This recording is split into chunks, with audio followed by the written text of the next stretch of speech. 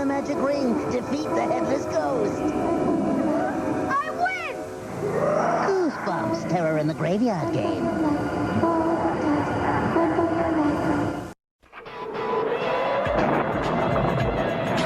Guess what? You're invited to the Halloween party of the year. Miller Lite's big Halloween haunt. Right, big man. 160 very lucky people will be flown to Universal Studios Hollywood. Find this special can hidden in 12 packs and cases of Miller Lite. It's your invitation to go. Oh, it's 45,000 of the prizes. Details from Miller Lite. It's sold. Man, it's gonna be a scream. This Halloween, party with your favorite monsters during Halloween Horror Nights at Universal Studios, Florida. And right now, carve out savings of up to $16 off admission with this special coupon you'll find on 2 liters of Pepsi. For details, visit a Pepsi display near you. Halloween Horror Nights at Universal Studios. Hurry to Ticketmaster today for advance tickets, while you can still slash the price.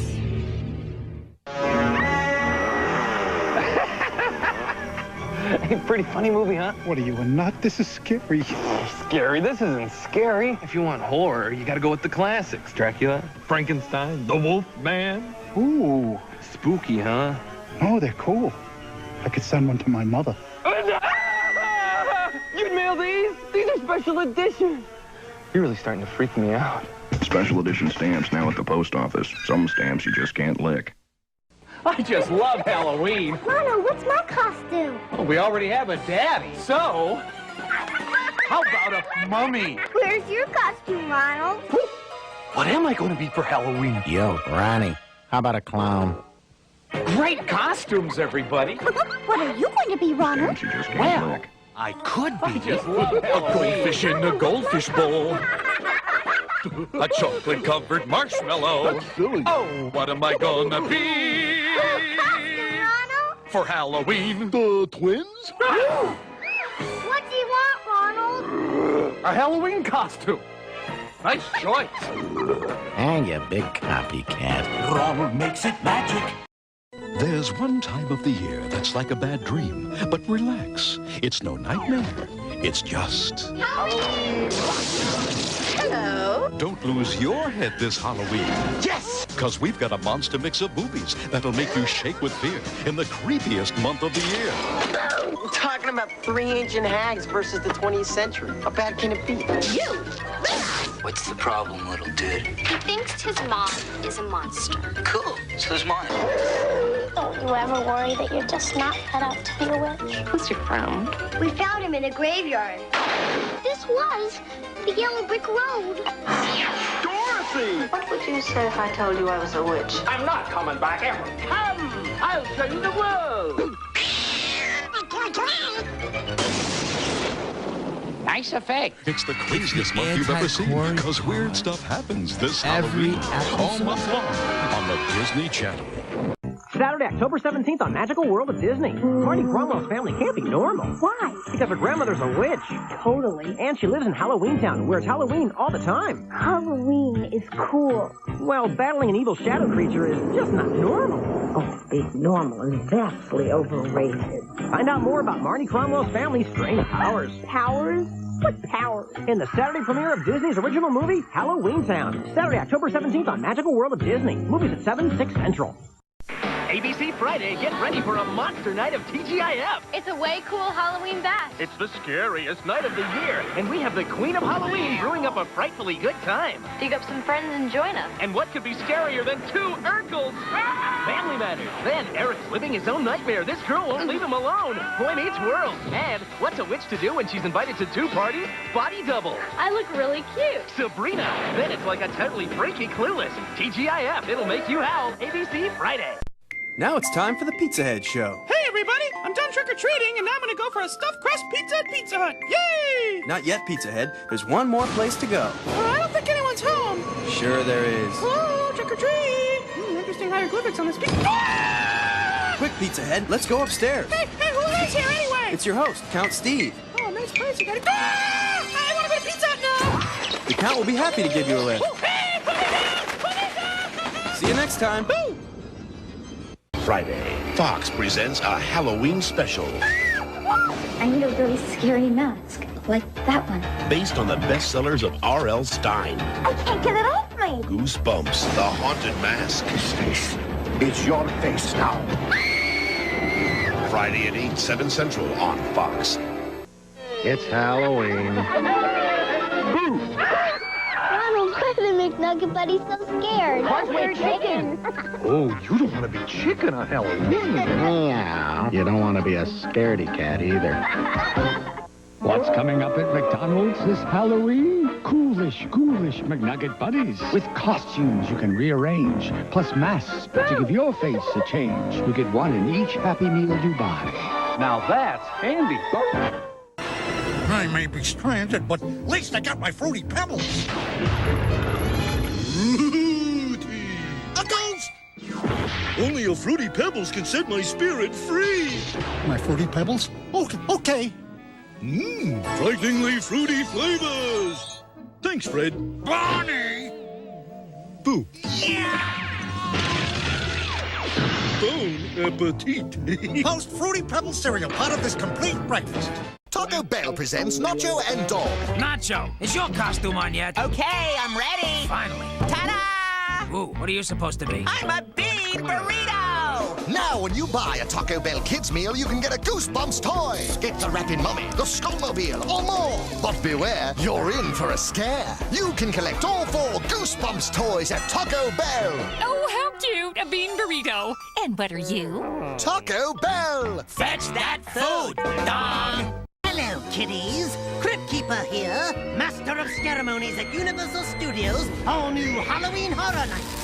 With new haunted houses to die for, you'll make some new fiends, play a scarring role in a killer show, and lots more. Don't miss the last 2 weekends of terror. Florida residents save. Advance tickets just $22 at Ticketmaster with a 2-liter Pepsi label. Party with me at Universal's Halloween Horror Nights. You'll dig it. Can you identify who it was that frightened you, ma'am? Don't try.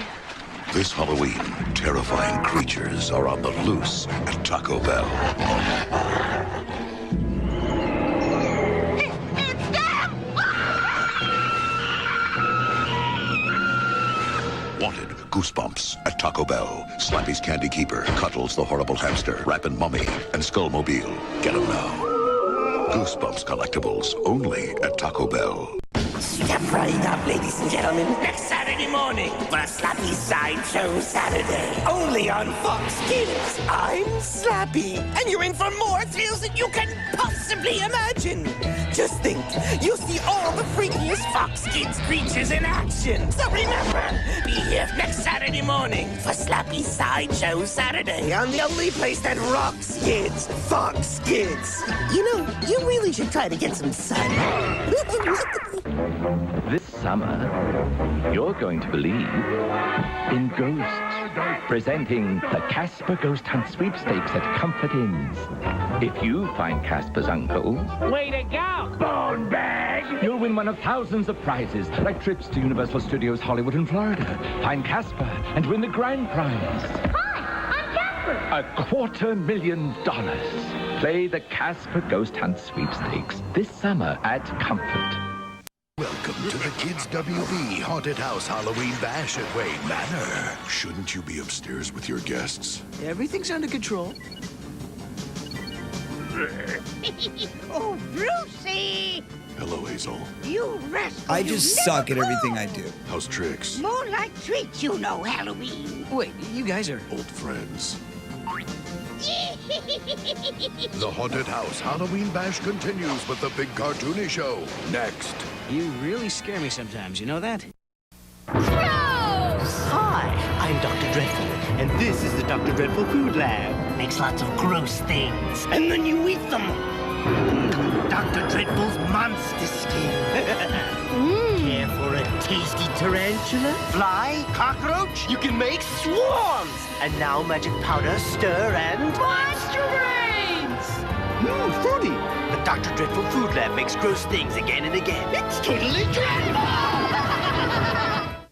The night before Halloween, when all through the house, not a creature was stirring except for Fred's spouse. Cartoon Network was hosting I a just Halloween suck at everything I with do. incredible tunes you wouldn't believe. Halloween is Grinch Night starting at 8. Jetsons Haunted Halloween on that very same date. And spooky tunes from 9 to 11. Every tune-loving fool must be in heaven. It's Halloween Eve, the night before Halloween, next Monday on Cartoon Network. I love jelly beans.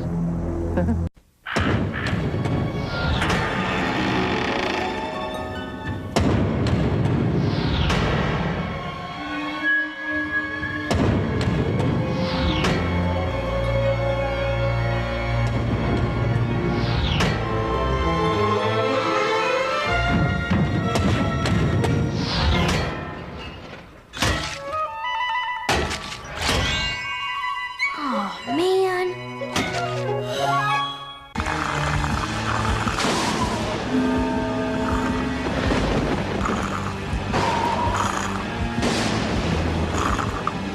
The master of kid suspense, R.L. Stine, brings your favorite books to life in a thrilling Fox Kids television series.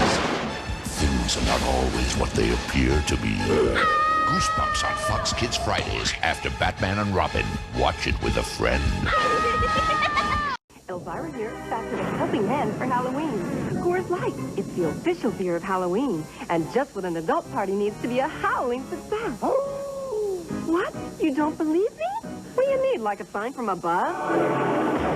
Be sure to visit this display wherever you buy Coors Light. And it's just perfect for when friends drop in. See what I mean?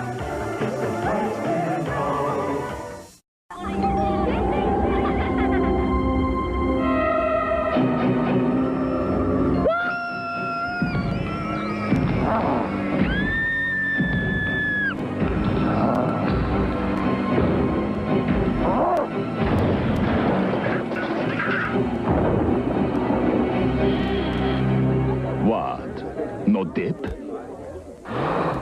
For a really great Halloween, pick up tons of Pepsi and Doritos. Hello! Hey, what's going on? Oh, that's right. You're watching Nick or Treat Saturday with lots of Nick or Treating and scary Halloween shows.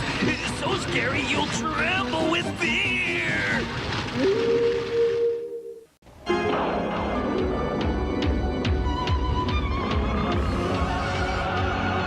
Get the battery.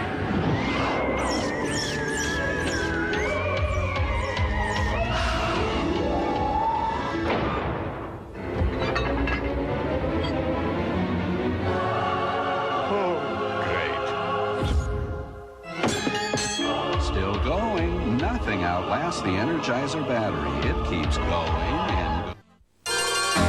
Breakfast is served. Ooh, Honey Nut Cheerios. Wednesday. Bet you can't beat me to the sweet taste of nuts and honey. Oh, I bet I can. It's a race for the taste of Honey Nut Cheerios. Part of this complete breakfast. I win! Yeah, but losing. Whoa! Never tasted so sweet. So where's the bee? You can look real hard and he'll magically appear in these 3D pictures on the back of marked boxes of Honey Nut Cheerios.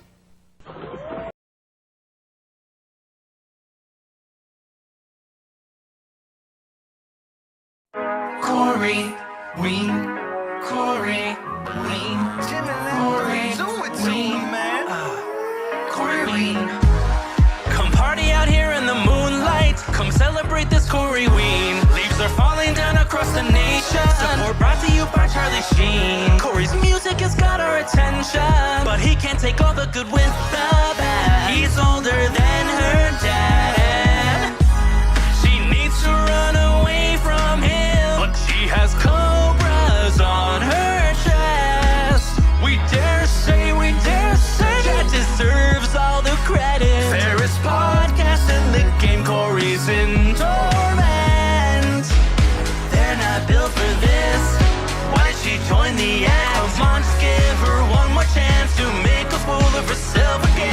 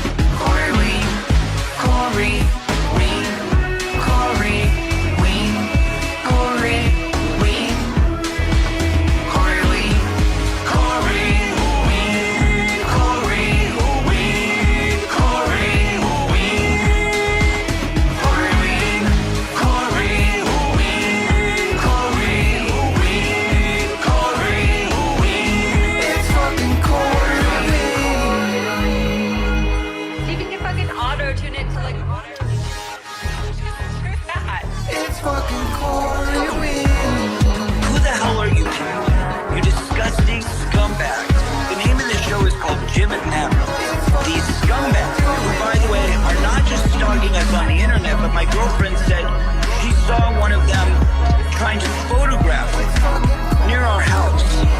These people have been stalking, harassing, and doing deplorable, awful things.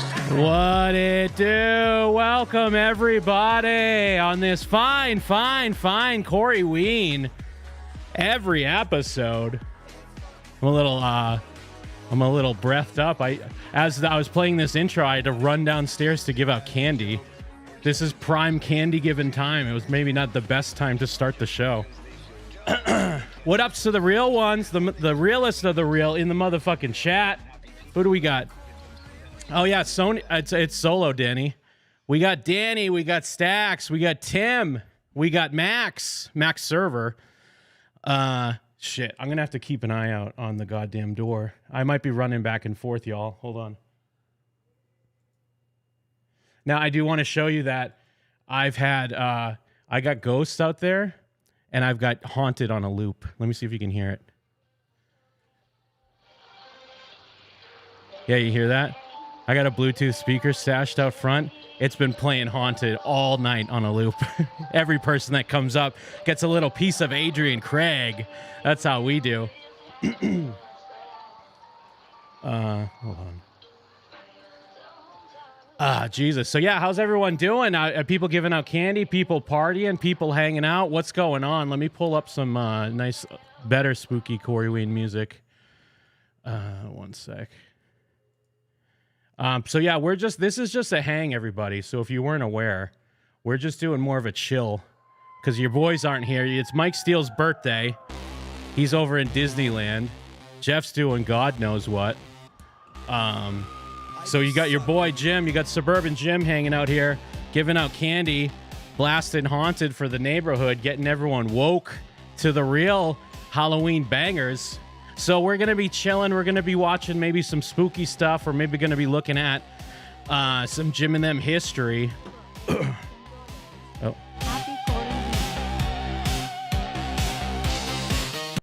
wait, hold on. Tita or tip $10. Happy Coreyween. Happy Coreyween to you, Tita Burrow. Thank you for hanging out. Cheers to the realest of the real. 400 in the chat. What are you going to do? You're hanging out with your boy. So yeah, if you got, I mean, if you weren't here live last night, we were live last night. If you're new to the show, maybe you got questions. Maybe you want to know what a reference is. Maybe you want to know what something is. I'm here. Your boy's here. Let me know. Actually, and I also got, let me pull my front door up again. I got the smoke machine on lock. So while we're bumping haunted, I can hit the button here. It's not a shock collar, by the way. It's a smoke machine.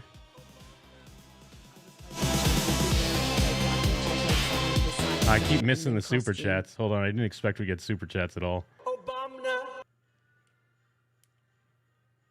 Oh, didn't play. Hillary Jean. I was hoping Jim would be wearing fake Mike and Jeff heads on the side as Jim and them costume. I'm sorry to let you down. I do got my angel puppet in Mike's chair. Of course, we got Corey and Mike 3. You can see the smoke all filling up my front door because we got the vibes going, everybody. But yes, so I might have to run downstairs to give out candy. So if I step away for a second, don't worry, I'll be right back. Ooh, could you play his odd concert guitar riffs, lol? Could you play? Wait, who's odd concert guitar riffs? Corey's? Because I mean, we do that every week. But if there's you have to narrow it down if you're talking about his odd concert guitar riffs. You have to narrow it down if you're talking about Corey, unless it's a person I don't know that you're talking about. But yeah, you're hanging out. Welcome to WGAT. You're listening to Jim hanging out by himself on Halloween, giving out candy, hanging out with the boys, hanging out with the girls, hanging out with the real ones. But yeah, if you got questions, toss them in the chat. Mods will get them to me. You could throw them as a super chat if you want. You don't have to. It's not necessary. Because you know what? I saw a dude last night in the chat. I think it was Doug. I don't think it was Doug Gerwitz, who I know, but there was a Doug in the chat. And he was like, these guys don't even pay attention to the chat. You're watching guys that just don't pay attention to the chat. And it's like, yeah, we're doing a show, my dude. Oh, what the fuck? What the fuck? Thank you for taking the time to chill with us, especially on a busy night like Creepy Coreyween. DW if you miss my super chat, as long as you, Mike, and Jeff have an amazing night. Much love from Zoop Loops. Mario's trying to show people a thing or two about a thing or two. I need to put the background music on a different track because I keep having to turn it off. Thank you so much, dude. $100. You don't have to do that, but we love that you do. And you know what? You know what, Mario? There you gave a $100 super chat on Creepy Coreyween. Coreyween name. Coreyween name. Mario stepped in. Oh, hold I on. told my spouse happy creepy Coreyween. Hell yeah, Jespy. Thank you. And your spouse better know what that meant. But back real quick, if I could pause for a second. Back to Mario. Coreyween name. Coreyween name. Mario's handing out cash, so he's going to get a Coreyween name. I'm only one here, so I'm going to have to give you a name. And Jim, give him a name. Mario, on tonight only, one night only, your name is Coors Banquet, dude. Shout-outs to Coors Banquet in the motherfucking chat. Handing out a $100 super chat. We love you, Coors Banquet. And we hope it's going to be a great Nevada day. I think tomorrow's Nevada day, if people aren't aware of it. Let me see. We still got... Let's do a haunted check on the security camera. Still playing.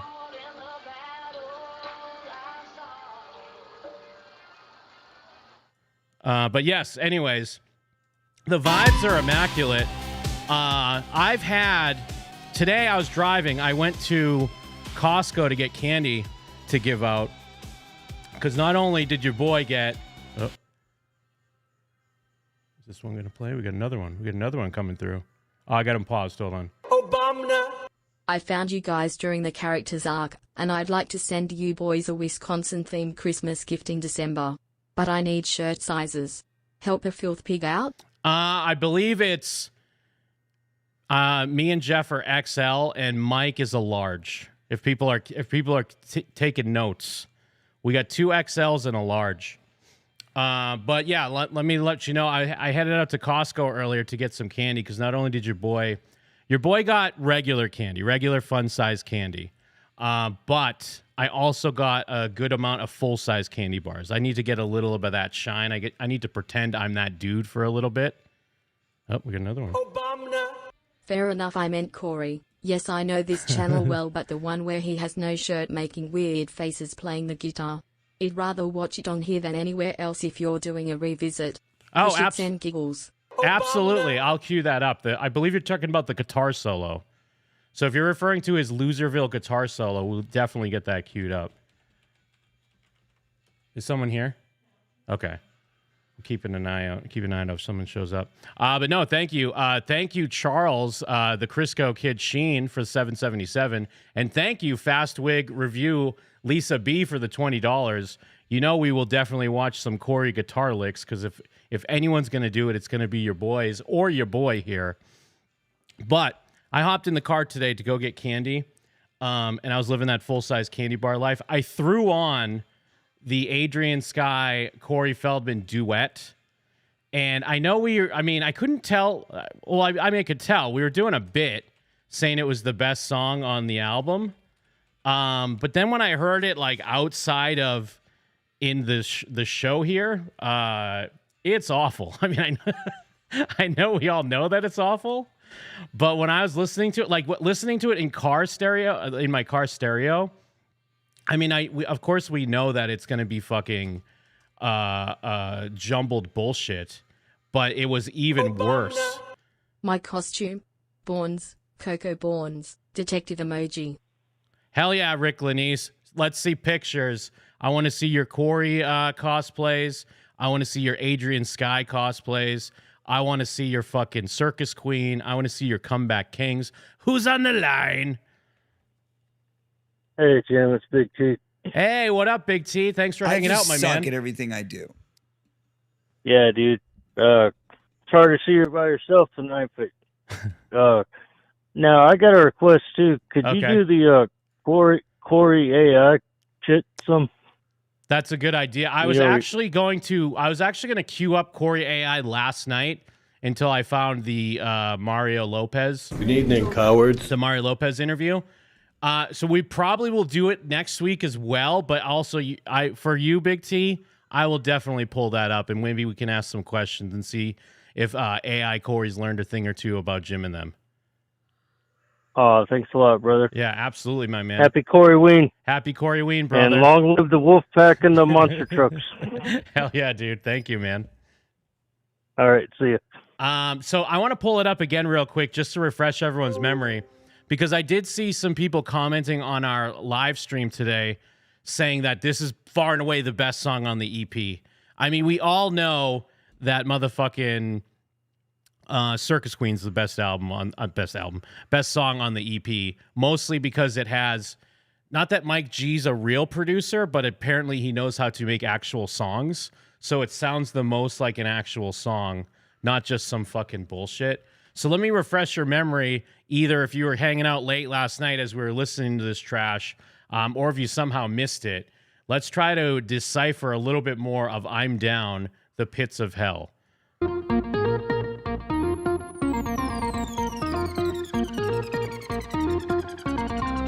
low-key peeping on you. You know you're looking fine, but then you walk right past me like... I dressed as Feldman dragging Haim's corpse behind me. That's a great costume. You'll probably constantly have to explain it to everyone. But Austin James, always with a good one at the start of every stream. He's always going to come through with something hard, and that's how you know a stream started. You don't want to whisper. Did he just look at me? My mind just playing tricks. Wish I were good enough, but I'm sadly out of them. You know you got me twisted. You think I'm throwing shade around you? I'm a misfit in this game where I get played. I like the way he talks. He's really blown my mind. Should be evaluated, but I really need to unwind. Your face just got me drinking like water from a well. You are my... It's honestly that part right there. That's the part that gets me when they talk all nasally. Oh, we got another one coming through. Replay the Shape cartoon. Perfect spooky season special. Very sure cool. to replace It's the Great Pumpkin Charlie Brown. That's an amazing call. Thank you, Ron. Thank you for the super chat. Let me get that queued up as well. Did he take that down?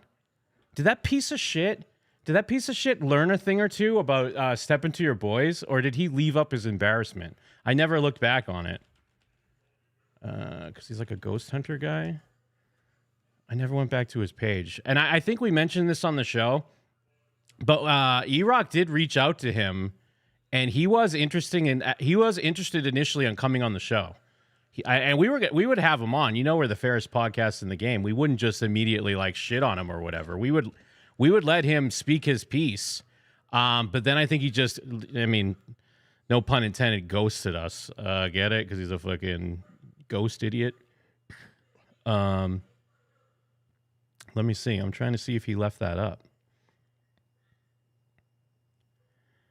What the fuck? His thumbnails are atrocious, by the way. Oh, no, there it is. Yo, Jim, I went trick-or-treating and got a Corey Feldman box set that was missing a Hershey Kiss. Yeah, no, because they kept the only thing of value, and they're like, let's give out this garbage. Oh, this could be your boy. I might have to take this one. Who's on the line? Who's on the line? All right, turn us down, dummy. Hey, come on. Let's don't start off with hostility. I'm a fan of yours. Dude, you don't have much time, so what do you have to say? Just want to call and say hi. I haven't spoken to you in a while. Hope all is doing well. It's nice to see you. With regards to not having time, so you just don't want to have a conversation? You need to shoot the breeze, or you got stuff planned? Well, I mean, come on, dude. You know, I mean, this is just a hang. That's the only reason why I'm kind of giving you a shot. But I mean, obviously, you don't want to like interact or like hang out on the show. No, Jim. I want to interact. I don't want to be true. the character. But you do want to be the character. No, okay, Jim. Okay, I do not want to be the characters. Let's have a normal conversation. It's nice to see you. I'm actually a fan of yours. There's a lot of online podcasts that I watch. I think that you have a strong voice. I think you've got a solid online personality, and I'm a fan of yours. So Okay. yeah, I mean, no shtick, nothing coming in, the back door where I'm gonna, But do all right, some sort if there's no shtick, would you answer a question for me and just answer it truthfully? As long as you don't expose me online, No, where no, I'm gonna, it's give all nothing my to do personal with information. no. It's nothing to do with any of that. Go ahead. What I want to ask you about is, so what is your deal with being a guy on other shows? Just like a troll idiot. All right, but then, so why would then I believe that you're not being like a troll idiot when you call my show? Because I think you're articulate. I think that you put on a good show. I think you've got an original voice. I'm not a fan of the whole Corey, going on. No, I'm a fan of yours. So there you go. Okay. And so that what's the end game here? Well, there is no end game. I enjoy watching you. So if I'm at home and maybe I'm on the road, sitting in the passenger seat and I'm bored, I go through all the live shows on YouTube. I'm like, I'll watch Jim. He's funny. He's got a cool voice. He keeps the conversation going. He's got a personality. Yeah, that's the end game. So then what is the need for calling in all the time or whatever? What is that about? Yeah, it's probably some sort of childhood type thing. Probably to me to get the pedals in motion to do my own podcast. Okay. I mean, are you still doing this? You think we're going to do a show together or something? Well, hold on. I'm not like a sicko fan. Okay. No. I mean, no. I actually do think it could potentially be interesting to do something, other than, a Corey Feldman type thing, maybe everything from, world events through, opinions on this, opinions on that. Hold on. Let me put you on hold real quick. I got another call coming in. You can hang out just a minute. Who's on the line? It's Rune Dog. What up, Rune Dog? What's up, man? What's up, dude? I'm watching your show right now. Happy Halloween. Well, I mean, happy Coreyween. Dude, you guys have been killing me lately with that shit. All right. Well, thank you, man. Thank you for hanging out, and happy Coreyween to you as well, man. Thanks, bro. I just wanted to give it the shout out. Love you guys. Absolutely. Love you too, brother. Later, man. Later. Who's on the line? Hello? Hey, I just want to say I love Corey and I love you. All right.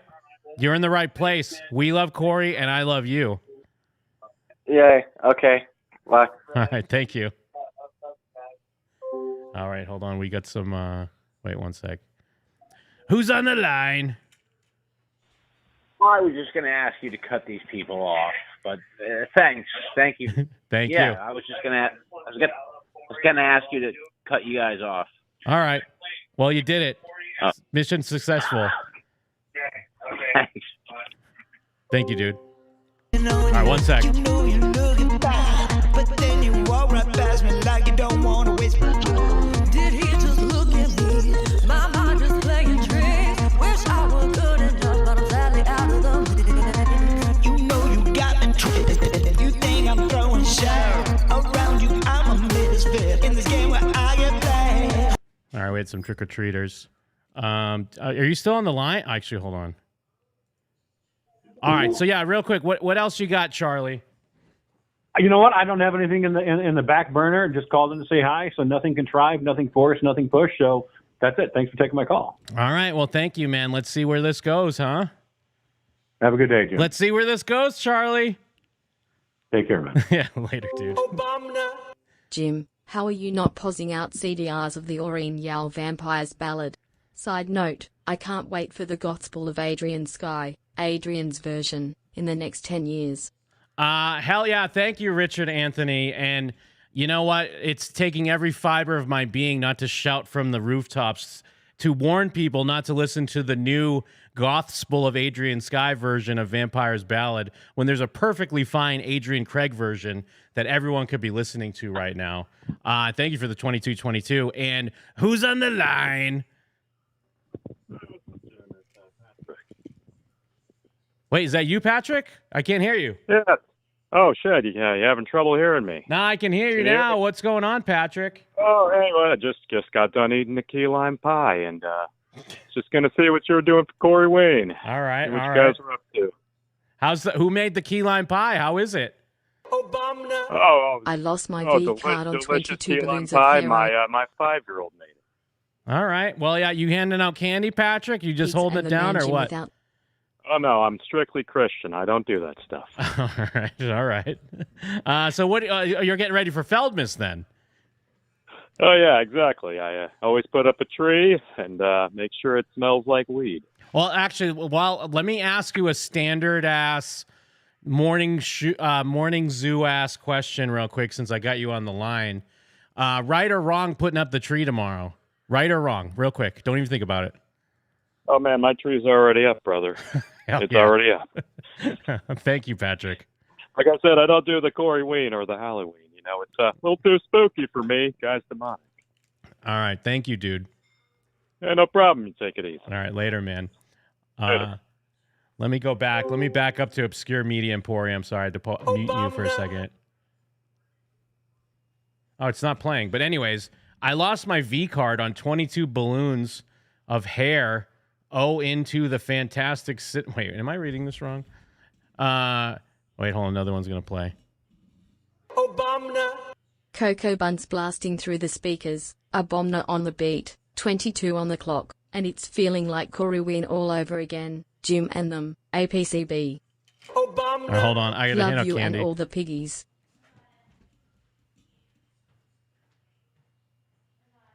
Obama. Jim, you need a co-host since no Mike and Jeff.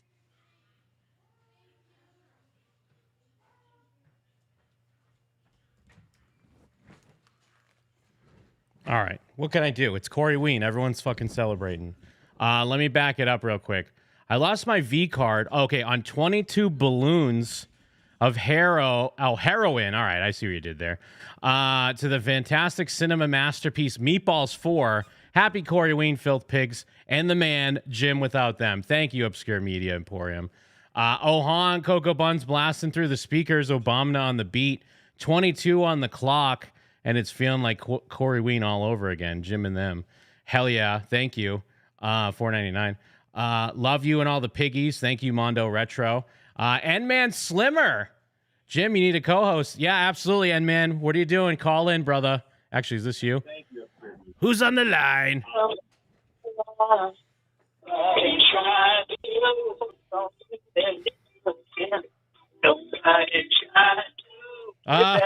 right. It took me a second.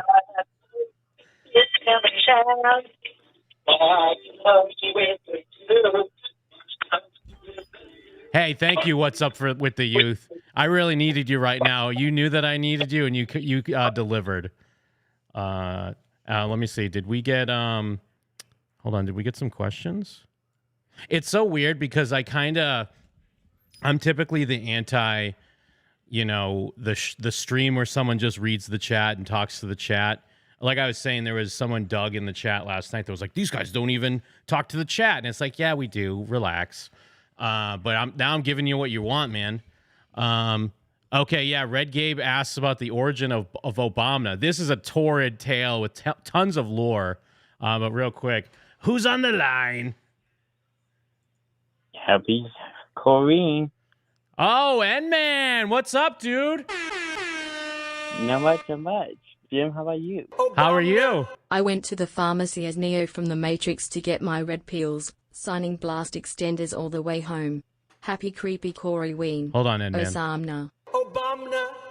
The duet with Adrian is the sound of the way Corey's dancing looked on Dancing with the Stars with his professional dance partner. All kinds of clunky and not rhythm. Lol. Thank you, Jake the Pillow Snake. I love that you went to the pharmacy as Neil from the Matrix to get my red pills. Singing blast extenders all the way. Happy Coreyween. And then fast wig review Lisa B with another super chat. Shout outs. You love to see it. 1 second, N-Man. The duet with Adrian is the sound of the way of is the sound of the way Corey's dancing looked on Dancing with the Stars with his professional dance partner. All kinds of clunky and no rhythm. Absolutely.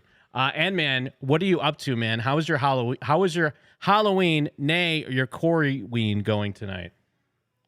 It's doing good. I gave some candy to trick-or-treaters. All right. What kind of candy? What are you handing out, my man? What do you got locked and loaded? Well, we were not locked. We gave away some Reese's Pieces. Okay. And we gave away some, and also candy, Hershey's. Did you dress up? Did you dress up for Coreyween? Not this year. What'd you do last year? I just handed out candy last year. But did you dress up? No. What'd you do the year before? It was a weird one, but I still hanged out with some friends. What's the last Halloween costume you remember? Or Coreyween costume, I should say. I'm gonna say 2019 when I was Slender. Slender Man? Yep. Ah, that's a dope costume. How spooky was it? A 10. I agree. No notes needed. I think it was absolutely a 10. So is it already winding down for you? There's no more trick-or-treaters at your door? Yep. All right. Did you save some candy for yourself? Did you scrounge some away? I still have some. We still have some here at the house. Hell yeah. You munching on that or what?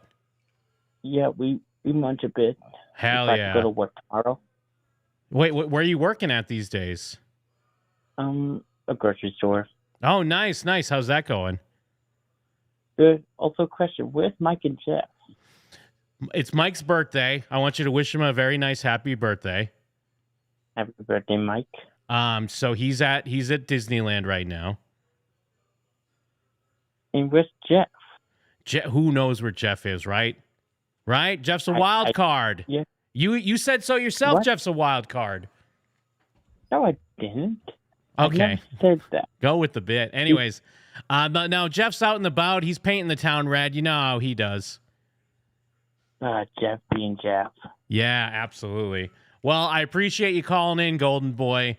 Hang out in the chat and maybe check in with us every 20 minutes and let me know what's going on. Okay, see you, man. All right, see you, brother. All right. Yeah, I know I'm all over the place here. I'm just trying to get a bearing. So, this is a very common question that we get. It's always, what is Obama? And the answer is almost dumb because there's really nothing to it. It's this clip here of Trump saying Obama in a funny way.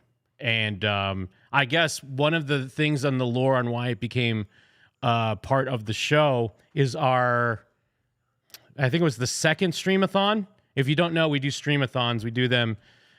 We've done 3 so far. And we do them in May, like around the anniversary of the showtime. Obama. Hey, Jimbo. Props for holding things down tonight. Love to see it less than 3. Hell yeah. Jesus, I'm like losing my voice. My voice cracking like I'm a little boy. 1, 2, thank you. Thank you for the super chat. Before that, Austin James, I handed out USB drives full of OSHA safety vids. You'll love to see it. But anyways, yeah, we were going crazy because we were streaming for 30 hours and we kept mumbling this impression of Obama over and over again. It was kind of like we would talk ourselves into kind of insanity a little bit, and then we would reset by just going, Obama, Obama. Mike in the chat, hello from the Oogie Boogie Halloween Parade. Everyone asked Jim why he's so cool. I mean, I can't say if I would answer that question or not. But anyways, here's the clip real quick. Ted doesn't win, your Second Amendment's going to be in trouble. Big trouble. Remember that. O'Rourke voted against the border wall. Oh, that's a good thing to him. He voted against Kate's law, and he voted for Obama amnesty. It still makes me crack up because when you hear it now, at least when I hear it, it sounds like he's not saying it. It sounds like that's an audio drop in the video. Like it doesn't sound like it's part of it. Because I've heard just that part so much. It sounds like elevated from the rest of it. That's a good thing to him. He voted against Kate's law, and he voted for Obama amnesty. So that's really it. It's literally that we just thought that was funny. And then we kept saying it, and we kept saying it. I think it even somehow, the Who's on the Line was like a version, like a morph of that somehow. Actually, there's one thing. Let me see if I can find it real quick. I should have had this ready to explain. No one asked this question, but I feel like I want to answer it anyways. Let me see if I can find it though on the fly. Let me see. I forget the guy's name. Actually, wait, hold on.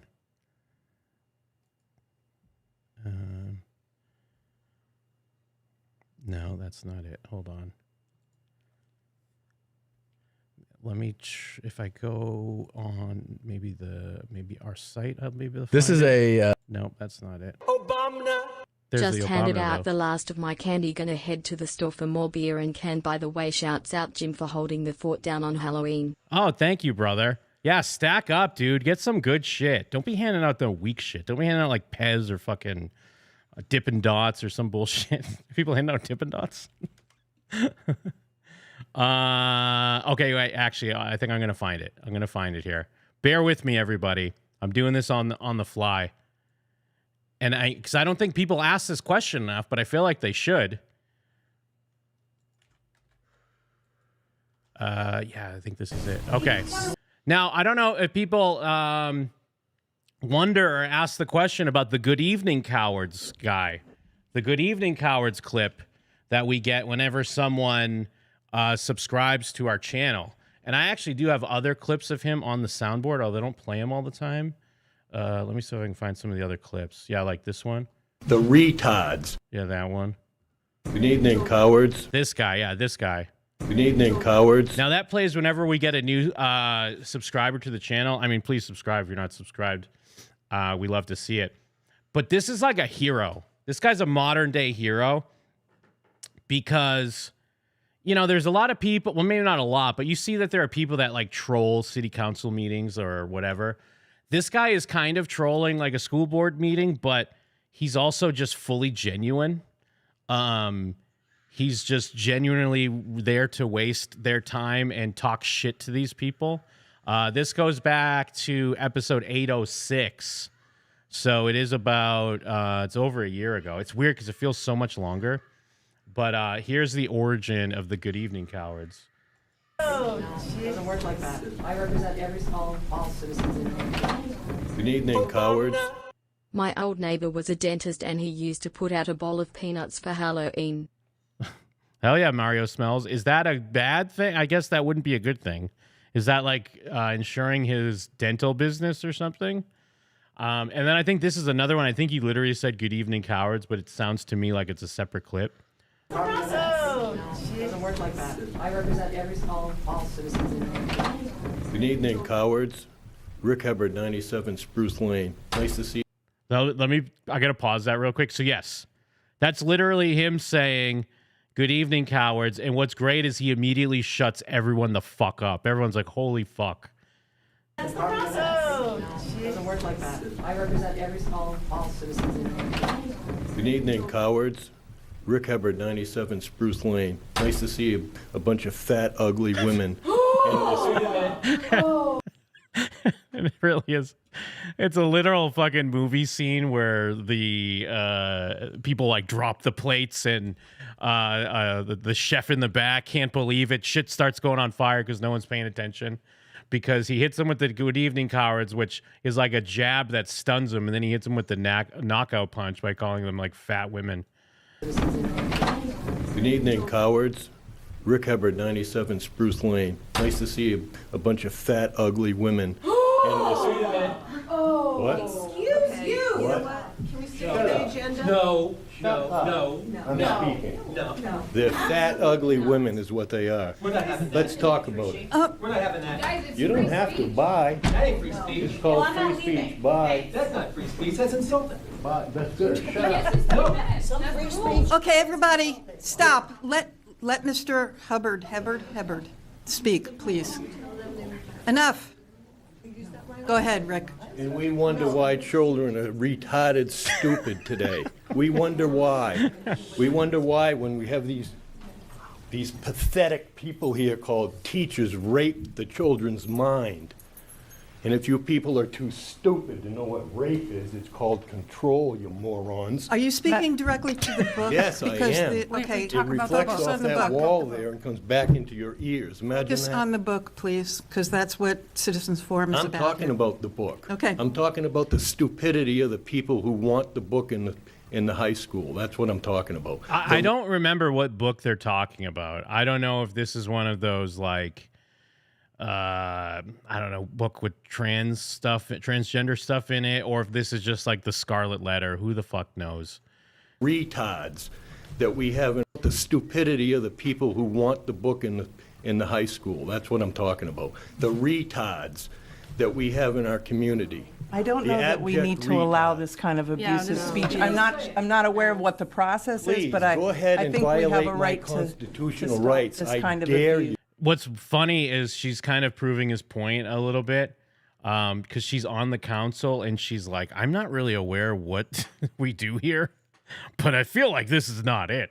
I mean, I don't know. I feel like what this is for the voice of the people. The voice of the people can come up and say whatever they want, right?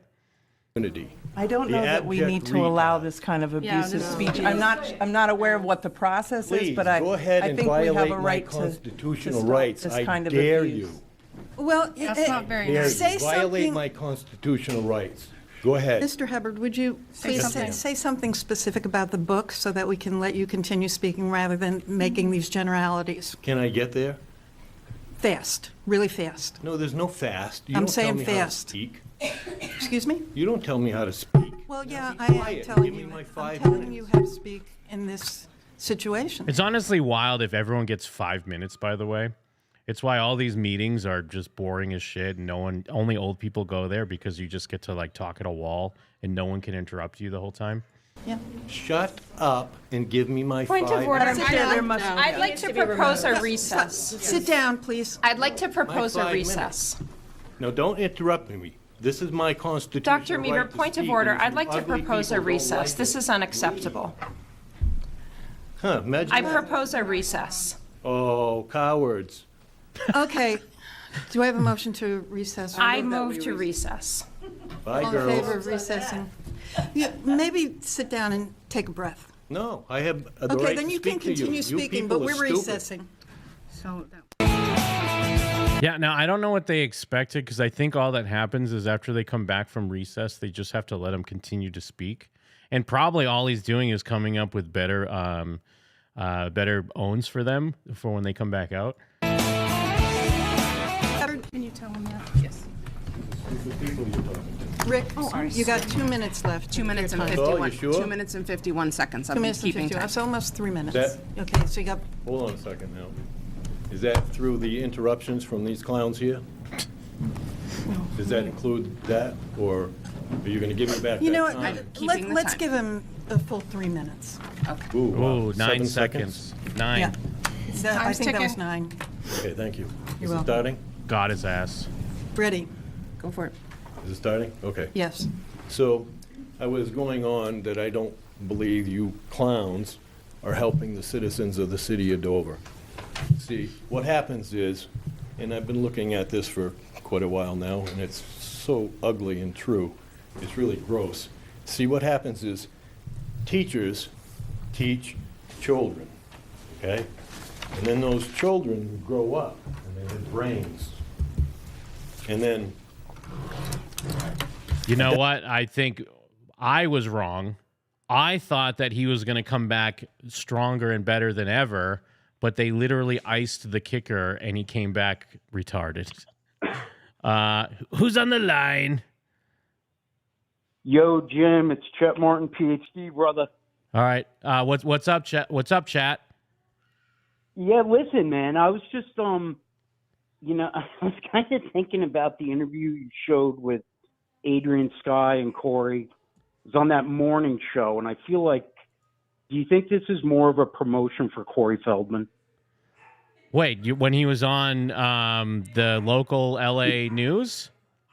Yeah, I mean, no, it just seems like any type of appearance he makes with her, it's more about him. I mean, obviously she's not good on the mic, I get that, but he talked the whole time.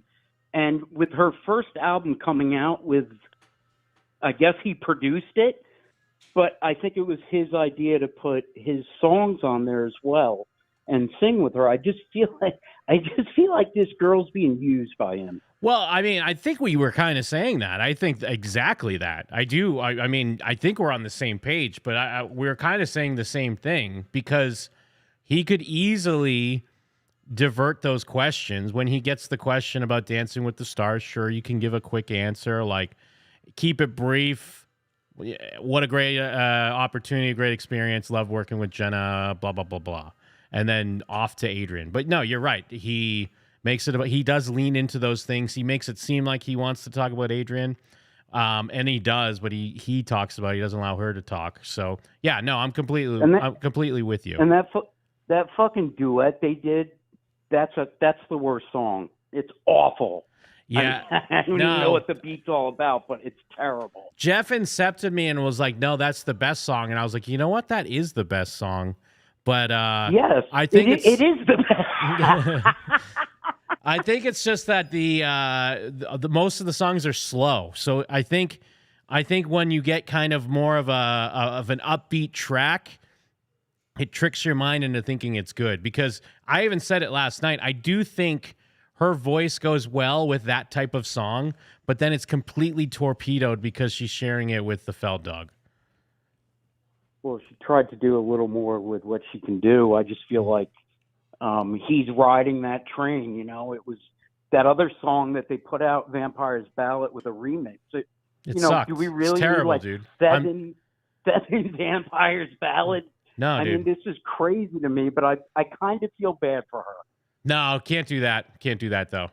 She's in Happy love. Halloween, Jim. She's in love. She's where she wants to be. She's smitten. She's found the man of her dreams. You can't hate on that. But thank you for calling, my man. Keep it up, brother. Hey, thanks, dude. I'll play a little bit more of this. Actually, someone did look up the book. So the book referenced by the guy was the book Boy Toy, a young adult novel by Barry Liga that deals with the aftermath of a middle school boy's sexual relationship with his female teacher. That is always where they go, isn't it? It's always, I mean, we've never gotten to it on the show. I have 100 tabs of women that are entitled to young boys that are always getting arrested for hooking up with their students. It's a goddamn epidemic. Who's on the line? Cowards. Who's on the line? Hey, what's up? What's up? My name is Jake. What's How are up, you doing? Jake? How are you, my man? I'm doing great. Can I tell you about how I don't like Corey Feldman? Well, this is a Corey Feldman fan show, but we'll allow it. Let it rip. All right.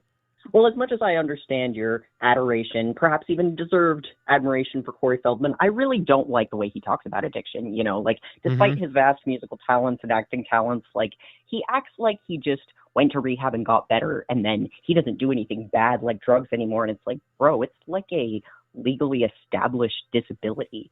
Like, the way he talks about people who are addicted to drugs is really like, it's strange. Or like the way he's like, oh, Zen did Wormwood, it was an accident, whatever, he's not an addict. And it's like, okay, but if he was, like, wouldn't you love and support him through it, not put all these really high profile statements out there to tell the public, oh, he's not an addict, he's not an addict.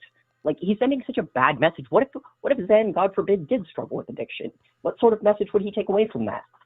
It's a great point, dude. And I mean, I read all the YouTube comments, and this is a common thought, and I completely agree with it because he did use that at the time.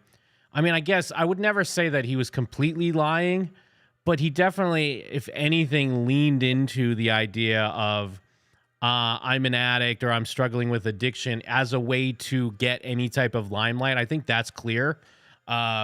Yeah. And it is an insult to a lot of people out there that are dealing with real addiction.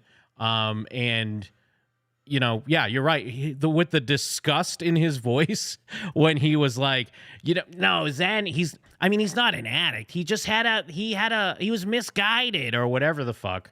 No, I think you're completely valid. And the thing is, obviously on this show, we have a lot of fun. So we do try to steer more towards the goofy songs, the fucking bullfrog background music, the silly ass beeps and boops that he adds. But, you know, every now and then we can't steer clear of, sometimes he really does touch on some weird shit. And those are the things I think that do rally people to be like, fuck this guy. And you know what? Hey, fuck this guy. It's kind of, I think it's, it's kind of the yin and yang. Like, sometimes we got to clown on him, but sometimes we got to remember just what an asshole he is and how he deserves it. So we don't feel bad about it. Absolutely. No, I fully agree. And I will say, I think I can say this at least.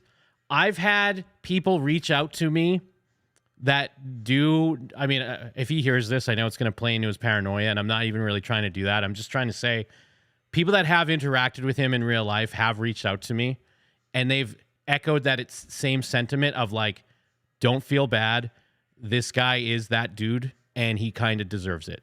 So take from that what you will. But thank you for calling, man. Happy Coreyween, brother. For sure, man. Happy Halloween. Peace.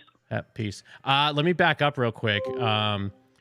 I'll get to that super chat. I had to mute you for a second because we had someone, the caller was talking. But Sailor Goon, yes, that is an angel puppet that I have in Mike's seat. Full-size 1-to-1 replica.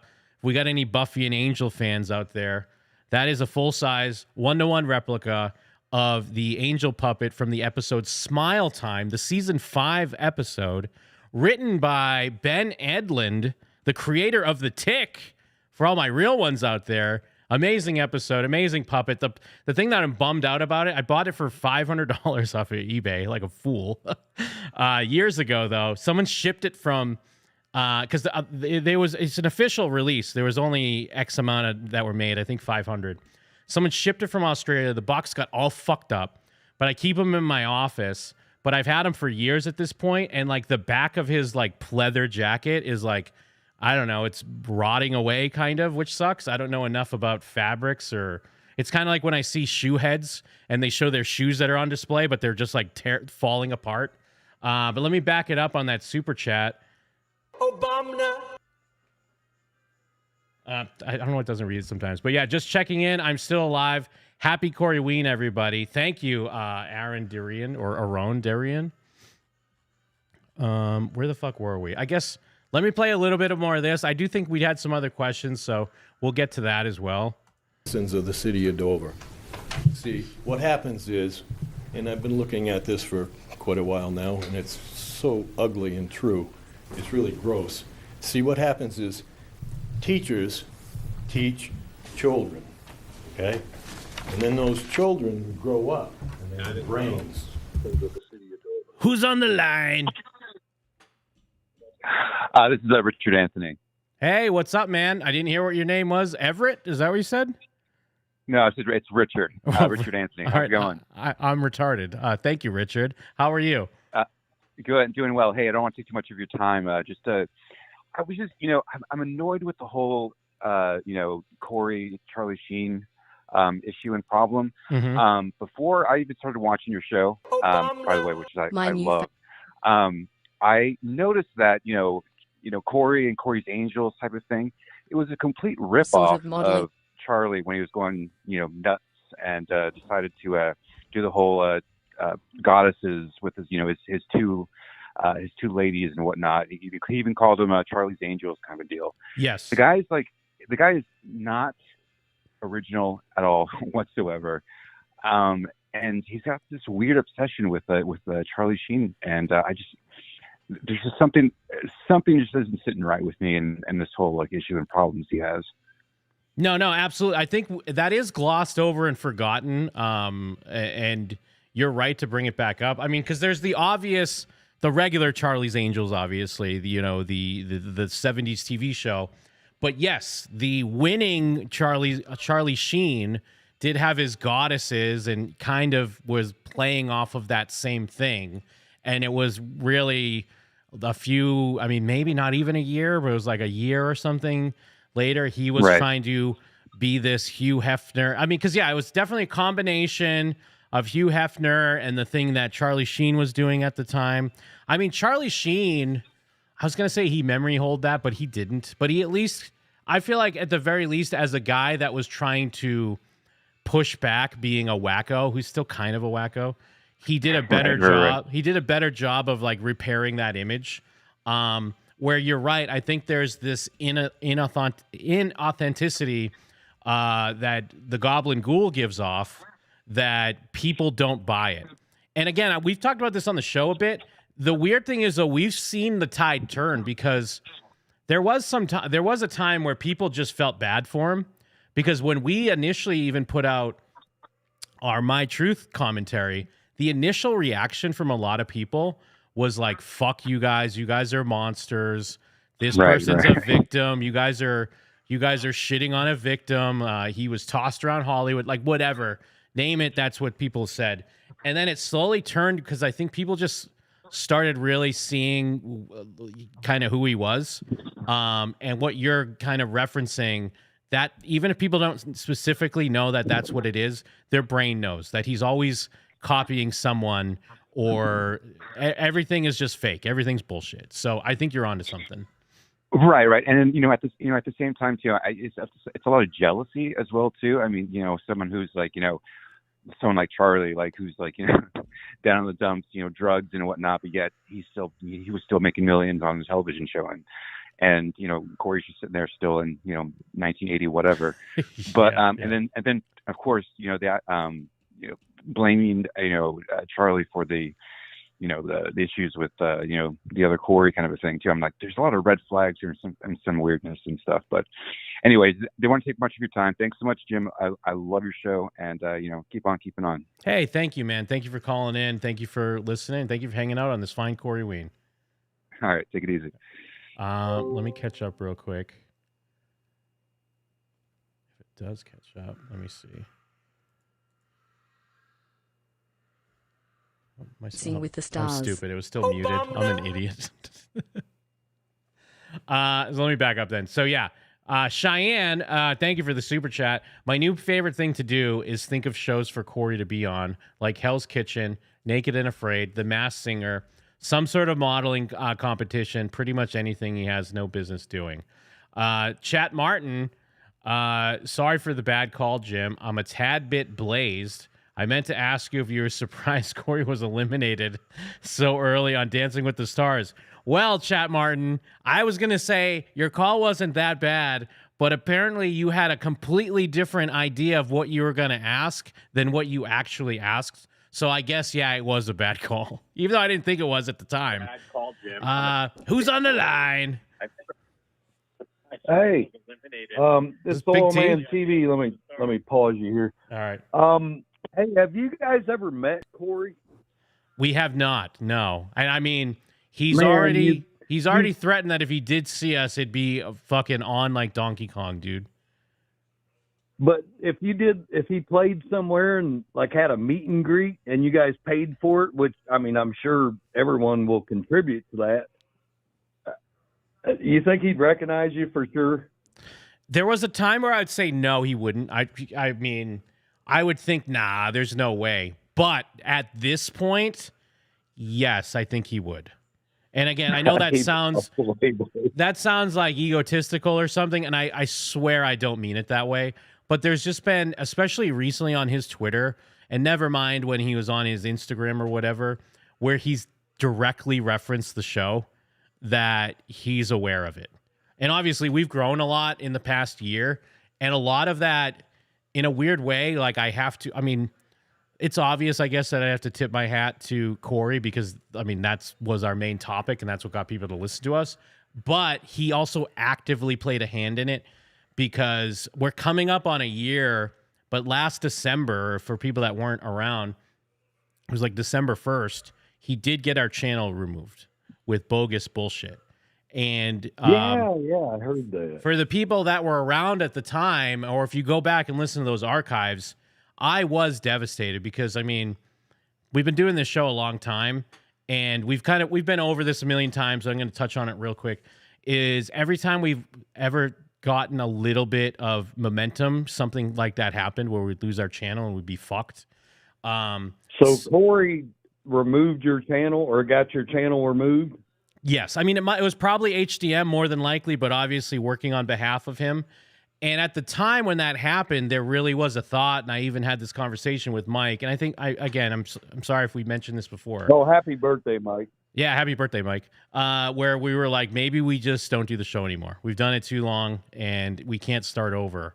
But but we didn't do that, and it did kind of not only like light a fire under us, but also the people that did stick around and did still find us. Like everyone rallied up, and then we rebuilt another channel, then we got our original channel back, then we got that channel. Like, all that stuff just kept pushing us further. And obviously it's a big help. We got a big helping hand from the Goblin Ghoul along the way. So, well, I must have found you right after your channel got deleted or removed or whatever, because I've been following you for around a year, probably. Wolfpack member here. Hell yeah, I love to hear it. Hey, I'm Oilman TV. I've got some videos on my channel where Corey's dancing to his own songs. If you want to check them out, you're more than welcome to play them on your channel. Hell yeah. I'm not monetized or nothing. So was it, I mean, are these just videos you found, or you've gone to shows and recorded them? No, it's actually videos from the Dancing with the Stars, and I put his songs on them. Oh, I gotcha. All right. That's a good bit. I like that. It's joke stuff. But hey, man, it's great talking to you. One more question. Why isn't your phone number showing up? Well, a weird thing is you mean like on the screen? Yeah, I was on vacation in Gatlinburg like, I don't know, 4 or 5 months ago, and your phone number was on the screen, and I called you. We talked for a little bit. Well, see, but it's not on there anymore. Yeah, the thing is, sometimes I do have it up, and I mean, I'm not trying to put anyone on blast, but sometimes we get a lot of bad callers, and so as like a punishment, I hide the number. And I'm like, you know, don't find the number. People are going to call in. People call in, they don't even have a question, or they're not even on topic. And, you know, we're polite. I think if for people that have listened for a long time, we're way more patient than we used to be. But sometimes you hit a certain point and all we have to do is just like lay into someone that keeps calling and adds nothing. But in a weird way, people like that as well. So who knows? But yeah, sometimes I just don't put it on there. Because we might be into a discussion or something, so it's not necessarily that we're looking for a call. I probably should have it up now because it's just me hanging out, so I'm totally down with people calling in, but that's kind of the secret reason. Yeah. And actually, yeah, Charlie's in the chat. Charlie's a big reason why we don't show the number on the screen, so things like that. Yeah. Cool. Well, I got your number saved, so when you're taking calls, I'll be calling in. All right. At times. I'll just get. Yeah, I was going to say. I'll just give you advice. Don't do a call where you're not even listening to the show and you remember like, oh, hey, Jim and them's live. I'm going to call and ask them what they're up to. No. Because people do that. I'll be listening to the show. All right. No, I'm not going to do that. Why does your number say you're from North Dakota? Well, it's a long story. I mean, we used to have, way back in the day, we had an 866 number, 866 RKR shit.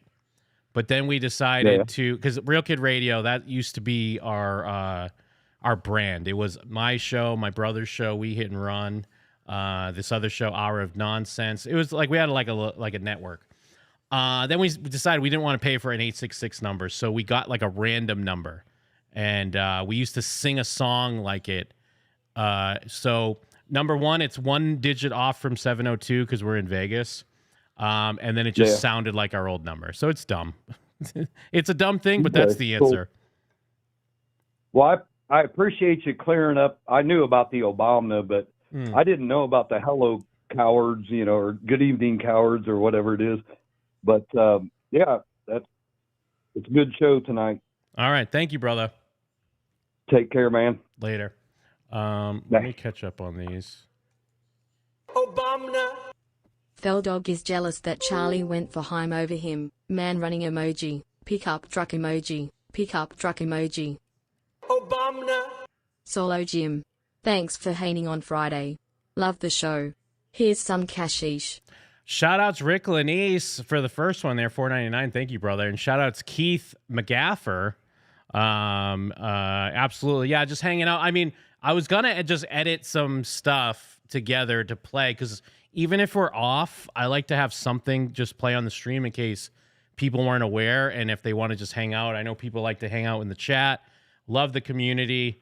Love that, people mingle and plug each other's stuff and they make their own things. So it's awesome to see. So always like to keep that open, but I just figured, I was thinking I was just going to come on. I was just going to introduce some stuff and play some stuff here and there, which I still probably will do, but it's cool that people have been calling in if you have a question or whatever.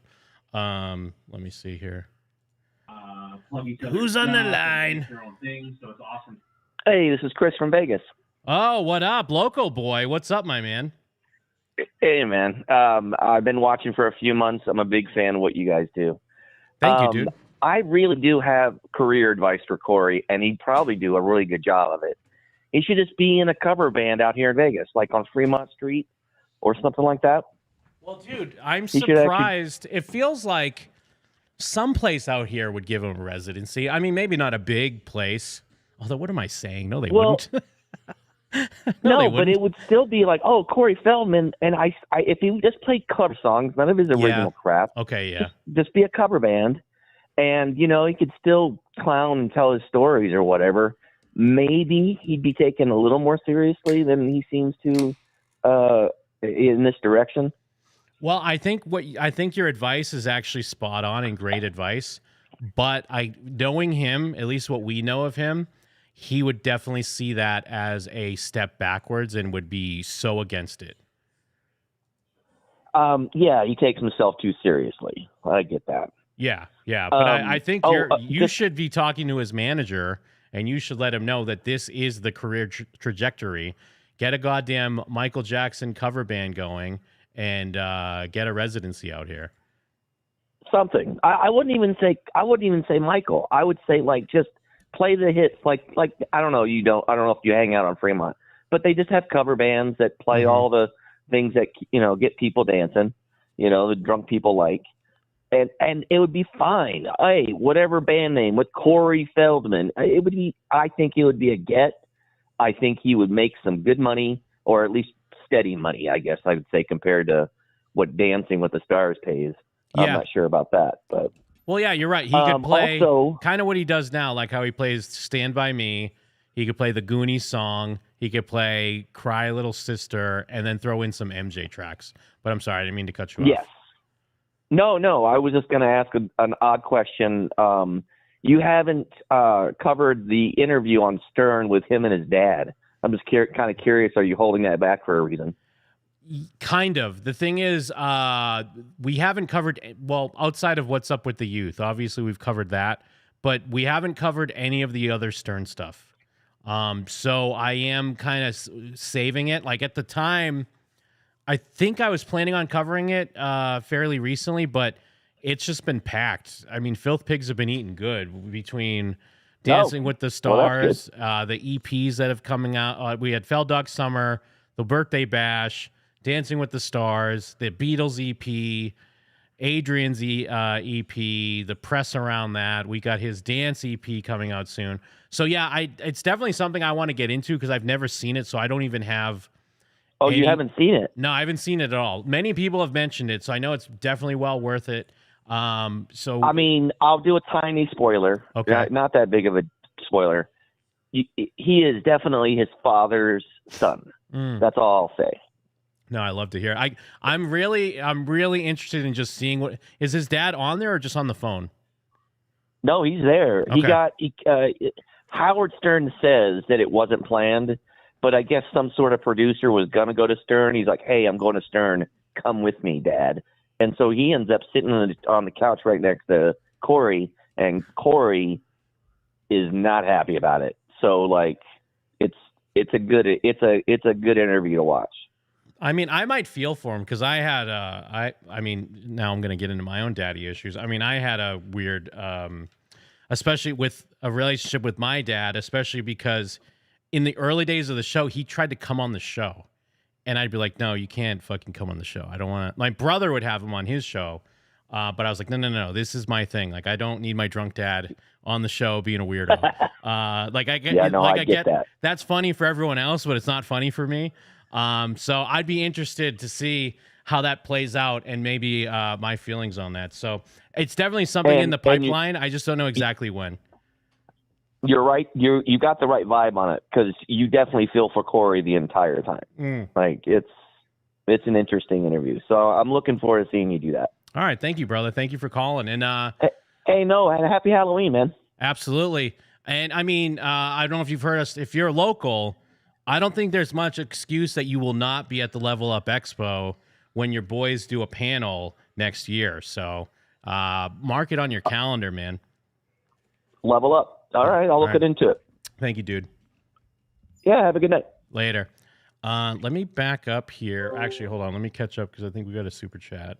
Obama. I was gonna be Corey for Halloween, but I couldn't suck my lips in far enough. Much love, Filth Pig for life. Hell yeah. Thank you, Instant Regret. I found Jot after the Corey interview. I was going through your catalog. Then, it disappeared and I was searching for Jot forever. I was stoked when you all came back. Thank you, Keith, dude. I really appreciate that, people, because I completely understand if there's something you're into, especially these days, because it's so easy to stumble upon media or whatever. So if something just disappeared, I wouldn't blame anyone for just moving on. Like, oh, remember that channel we used to watch? Oh, that was cool. All right, whatever. What's next on the docket? The theme park guys? Oh, Hunter and Nick? This is awesome. So the people that did kind of, when they noticed we were gone and tried to find us, you're a real one. Who's on the line? Hey, it's Gary from Minnesota. Hey, what's up, brother? Hey, did you see that 4-hour documentary that's on YouTube? I have not about watched Corey it. Feldman? We had last night on our stream, Matt Hawes, who made it, did call in. He's been oh, good. Yeah, he's been a viewer for a bit, and he's in our Discord and stuff. So we were aware he was making that documentary, and he talked a bit about it. But I kind of don't want to be, although I know he doesn't really add much of an angle to it. But there might be stuff that I haven't seen, and I want to see it fresh on the show, if that makes sense.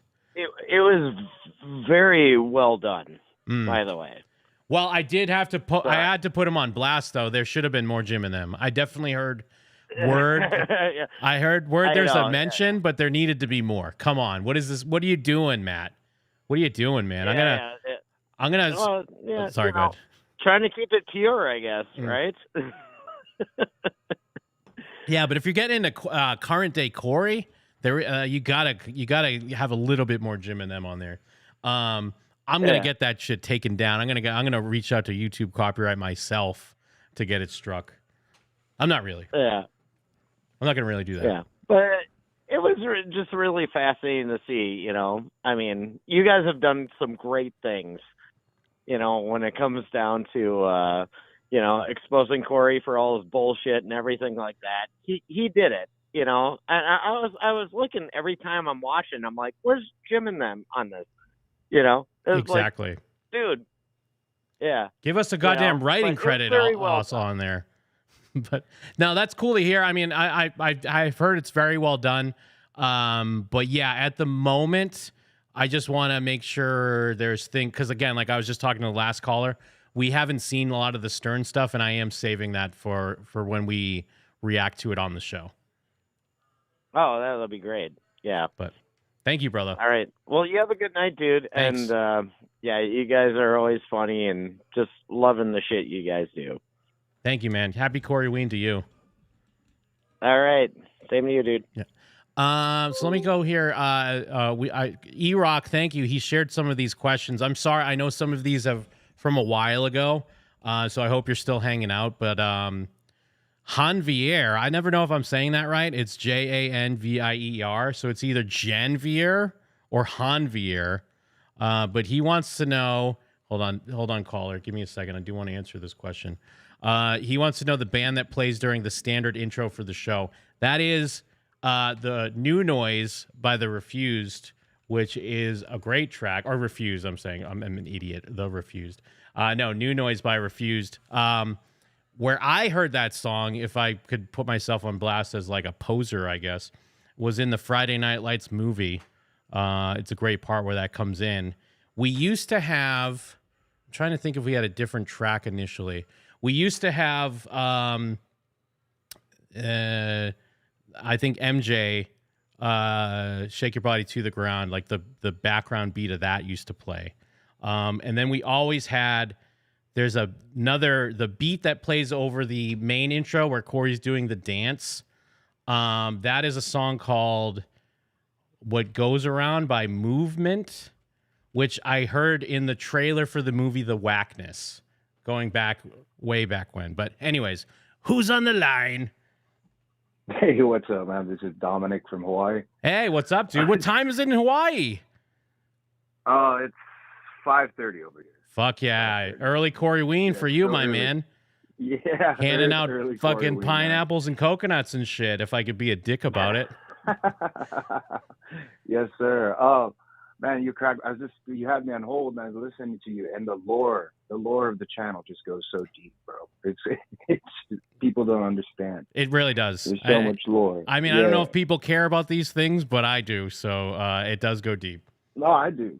I've been watching for over a year now. Like, yeah, you guys caught me, and it's hilarious, man. And I was watching what's it called, Lost Boys last night. Mm-hmm. And every time I see him now, I can't stop thinking of Jim and them. Anytime I see him, like you're saying on the documentary, yeah, he should have been a part of it. Modern day Corey and you guys go together. You know what I mean? Like, it's I agree. Anyway, I just wanted to say, big fan of you guys.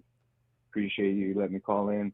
Happy Coreyween, man. Hell yeah, man. Hey, thank you for hanging out. And of course, thank you for listening. Because again, like, not to be a fucking, I don't even know why I was going to put down myself. But anyways, I all I was going to say is we've done this for a long time. I don't know why I was going to give a disclaimer before it. Self-deprecate. Yes, we've done this for a long. I've mentioned this before. We've done this a long time, and we always had fun. We always just did it for each other, like either way, like, you know, me, Mike, and Jeff, and we've had other co-hosts in the past.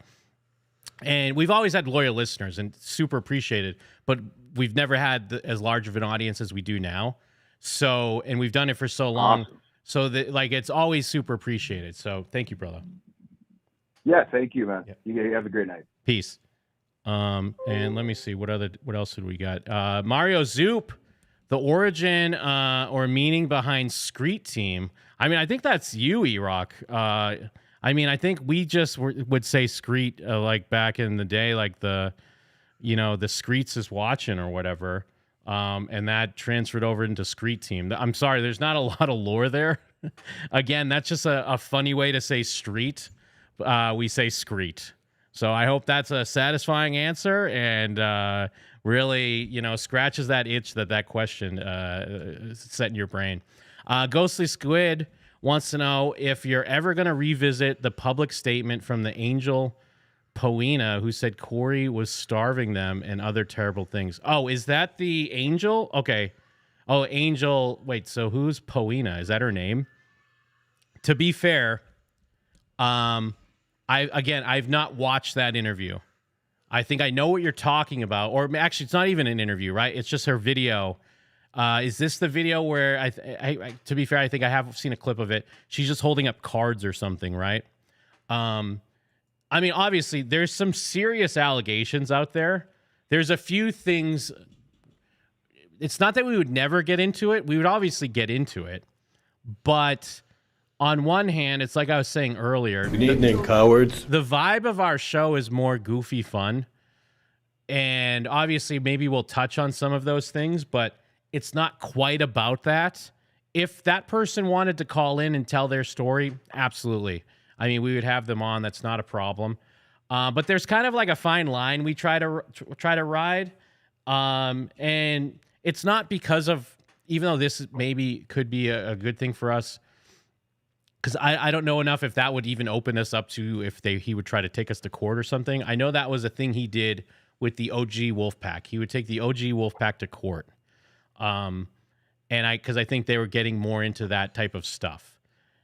And again, it's not something that we are against getting into. We totally would if someone wants to tell their story, but it's also, we weren't there for that, so we can't fully speak on that. We can guess, we can watch things like Wife Swap, we can look at people's tweets and public statements. So yeah, I'm not saying we would never get into it, but also, like, it's not as fun to be like, haha, like, look what he did.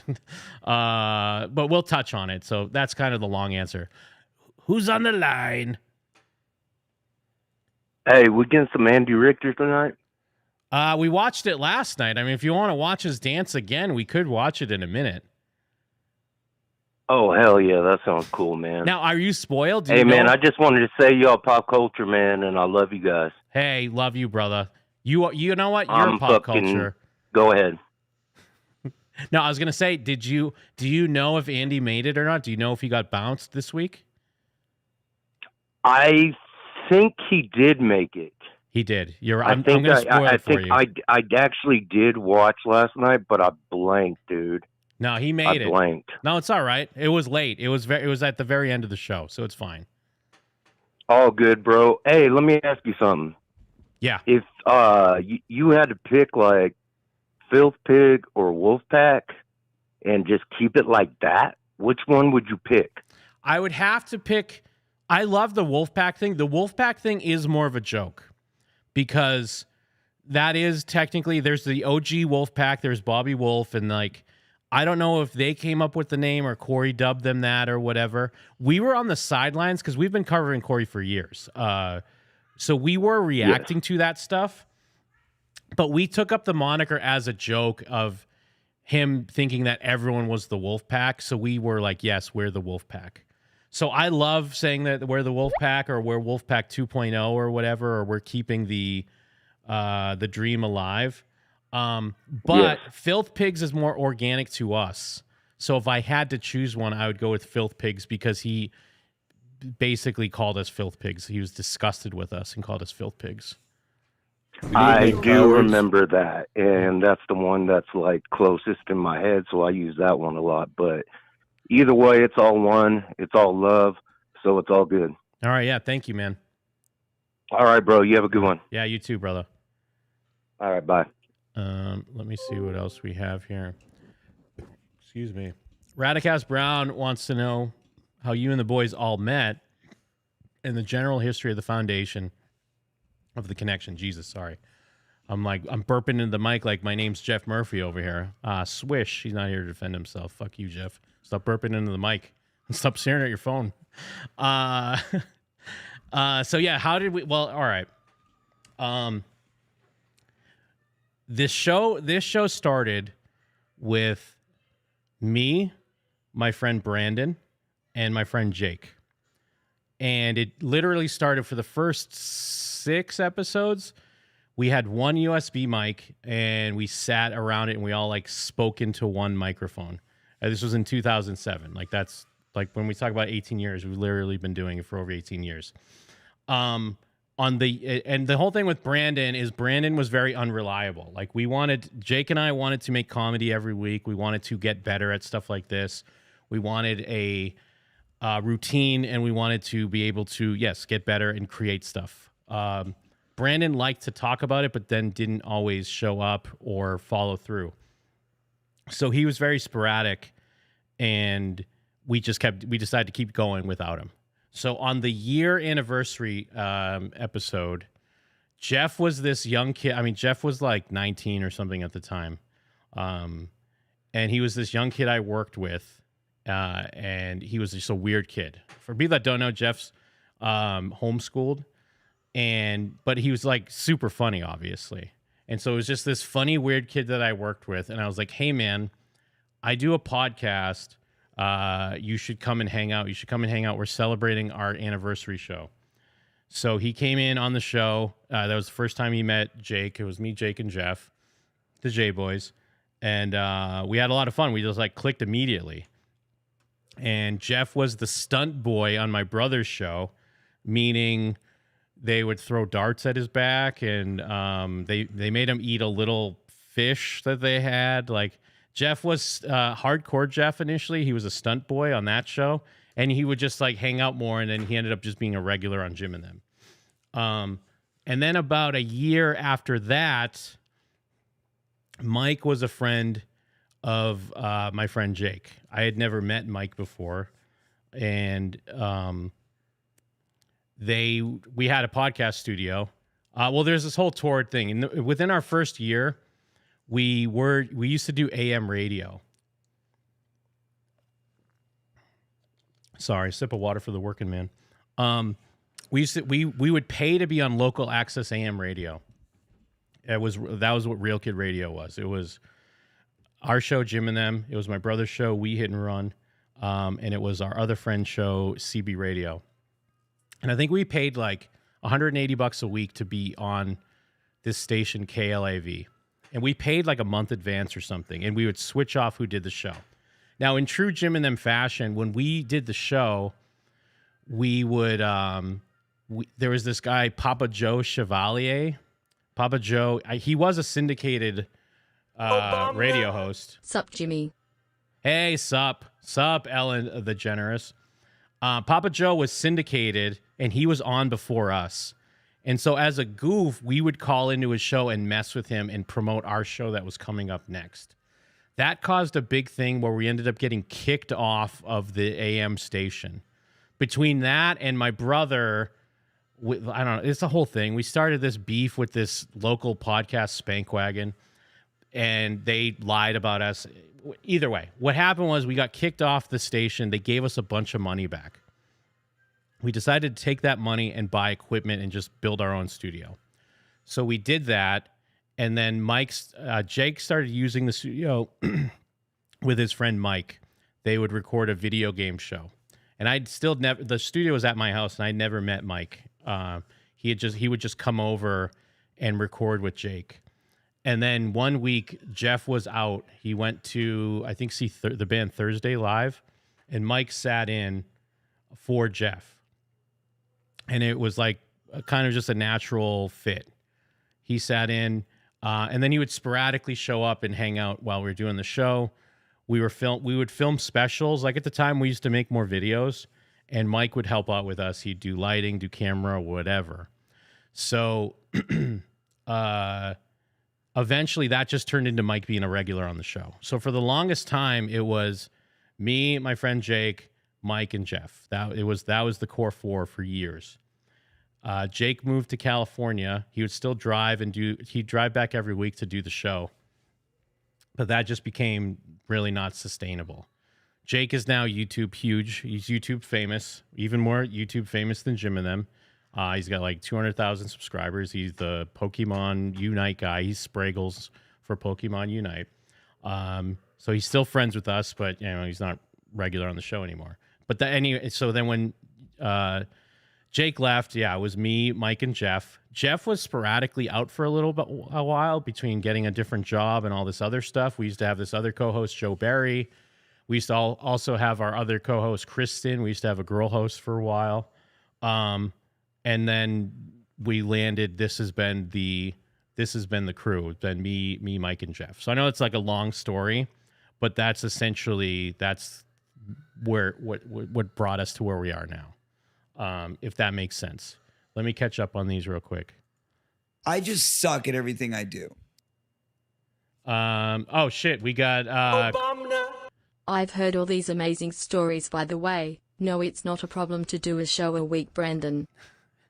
Hell yeah. Chris Hernandez. All right, you know the lore. I mean, I'm sorry if to some people you already know this stuff, but I'm just catching everyone up.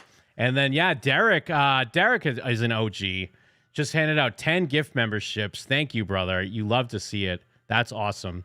But no, I love that people are hanging out because I love if people do want to kind of learn more about like what we've been up to and what got us here. But what happened to my favorite host, Brian? Sailor Goon, Brian. I mean, that is a long torrid tale. Brian lives in Portland now. With everything that entails. I mean, he should be hanging out with E-Rock. They're both up in Portland these days. He I think he works for local government or something. I just suck at everything I do. So yeah, I mean, we go on our 9/11 boys trips every year. Brian didn't go this year. That's all I'll say. Brian didn't go this year. Things got too heated. Universal wants to hear the P.O. Box song. You know what? Don't threaten me with a good time. Let me pull that up. I should have had it fucking ready. I don't know what kind of bullshit I'm doing over here, not having it ready to go.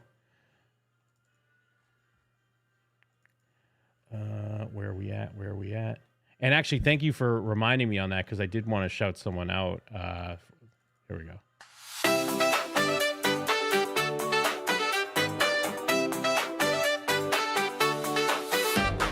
You got items to send to the boys at Jim and them. The address that you'll use is P.O. Box 753-236, Las Vegas, Nevada 89136. Go to the post office and drop that shit off. Oops, sorry. All right, hold on. I'll play that in a second. And when you're done with that, go to merch.jimandthem.com. Go to merch.jimandthem.com. Let me back up real quick.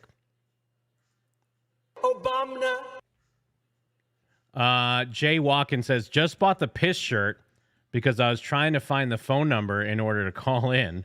Just wanted to leave some love since Coreyween is officially over since almost 5 hours where I live. Obama. Thank you. Thank you so much for the super chat. And yeah, piss shirt. I think that's our biggest selling shirt because people can just stumble upon it. They don't even know what Jim and Them is and they'll buy it because it's an amazing design. If I don't say so myself. Rick Lanise, thanks for the history. Much appreciated here. Absolutely. Absolutely, my man.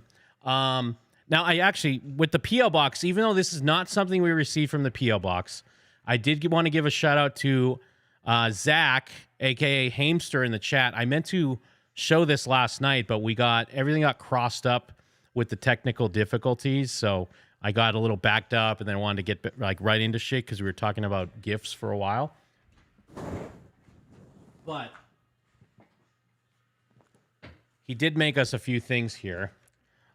He made us these little wolves, this little wolf pack that we have here, which is kind of dope. Apparently he's gonna. He says, "Hi Jim, love you. Would it be possible to share the rest of the archives on the Patreon? I think only number 100 to number 200 is in the archived collection." Zenpai, thank you. Zenpai's an OG.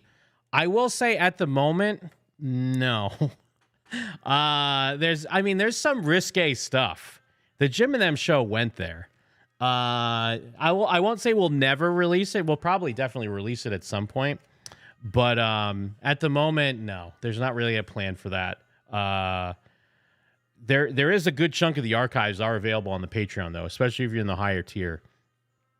And I do have them, so never say never. I'm just trying to figure out the best way to put those out. But yeah, anyways, from Zach, apparently he's going to make like 5-foot versions of these. We got a little wolf pack here going. We also have this unhinged Coreyween Joker thing. I don't know why it's the Joker, really. It's going to key out because of the green. Let me see if I can. And this is all handmade, so it's pretty dope. But it is very unhinged. It's got like a twisted aura to it. I just suck a at twisted everything aura, I do. if you will. But yeah, shout outs. I love that when people send us shit, when they make something, it's super cool to see. So much appreciated. 1-2 wants to know the origin of what 2020 Epic is. Now, 1-2, I don't know if you even realize, or I don't know, I wouldn't blame a lot of people if you don't understand the year thing. We do a thing every year. Do I have to fucking play them all now? Maybe I might. Where we dub the year a name. We give at the beginning of the year, because we'll do, if you're new here too, we'll do a similar thing. We'll do a hang on New Year's Eve. So you can mark that on your calendar now. I'm not sure if Jeff will be there. Jeff kind of does it sometimes. Usually he goes out. But me and Mike usually hang out and do a New Year's Eve hang. Where we watch the ball drop and all the time zones and everything like that. Corey is pop culture right now because of Jim and Them. Justice for Vampire Ballad, the OG version. Fully agree, Take Your Knife. We were goddamn robbed. He's trying to erase the good Vampires Ballad. But yeah, so we do a New Year's. This didn't stem from that. This is before our New Year's shows, but we do a New Year's hang. But a thing we do at Jim and Them here is at the beginning of the year, we dub the year a name. And it usually kind of works out, weirdly enough, where it kind of sets the tone, if anything. Like, you don't know what year it is until Jim and Them tell you what year it is. It's not 2025. So, yes, this past year on New Year's Eve, as soon as the ball dropped, as soon as here in Pacific time zone, it became the year that it was. If you were tuned into Jim and Them, you got the scoop. Here's the production behind it, because we have these production pieces that let you know what the year is. And a lot of It's nonsense. I'll let you know if you've never heard any of these. It's kind of nonsense because there's a lot of callbacks within. It's a whole thing that folds in on itself. But this was at the beginning of the year what we did. I'll explain why, but this is what it was. 20!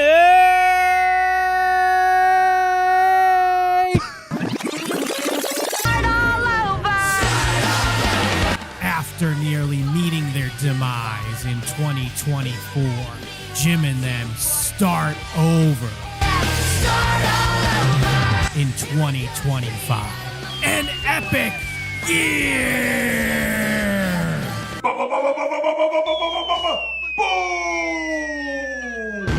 Hi, Corey here. In the year 2025, I will bring an end to Jim and them once and for all. 2020 dead. It will be the year when I bring death to Jim and them. You think you got the feeling and your soul is not believing it's ascension. Bupak is nasty. All right. Now I know that sounds like complete nonsense.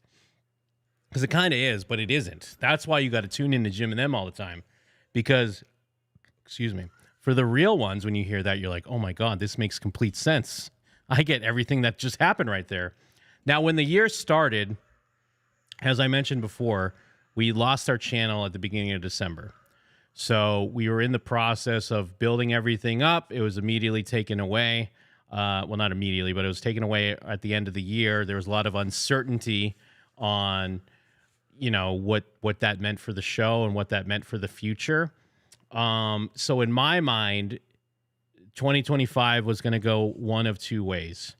It was either going to be Corey gets his wish and it's 2020 dead, or we rise from the ashes and it's 2020 epic. So we've been rallying behind 2020 epic to make it 2020 epic. And so far we have delivered, if I don't say so myself. But that's really what it came down to. It came down to uncertainty around the show and where we're going to go with it. And it was either going to be 2020 dead or 2020 epic. Now, this also spans back. There was one year every month had a new thing. There was a name for each month. A famous one that everyone remembers is that March was March Ruffalo. I think we had Jeff Murphy June, Jump in July. Every month had a theme and a thing that went around it. But if we go back to some of the previous years where we've done this, I think one of the it started 2010 was doing it big in the O10. Here's the one for 2013.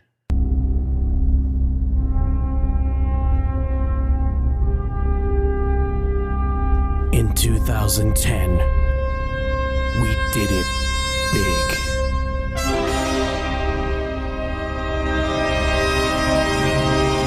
We were gooning Deuce 11. 2012, we were getting it in. In 2013, we gonna dick 'em down dirty!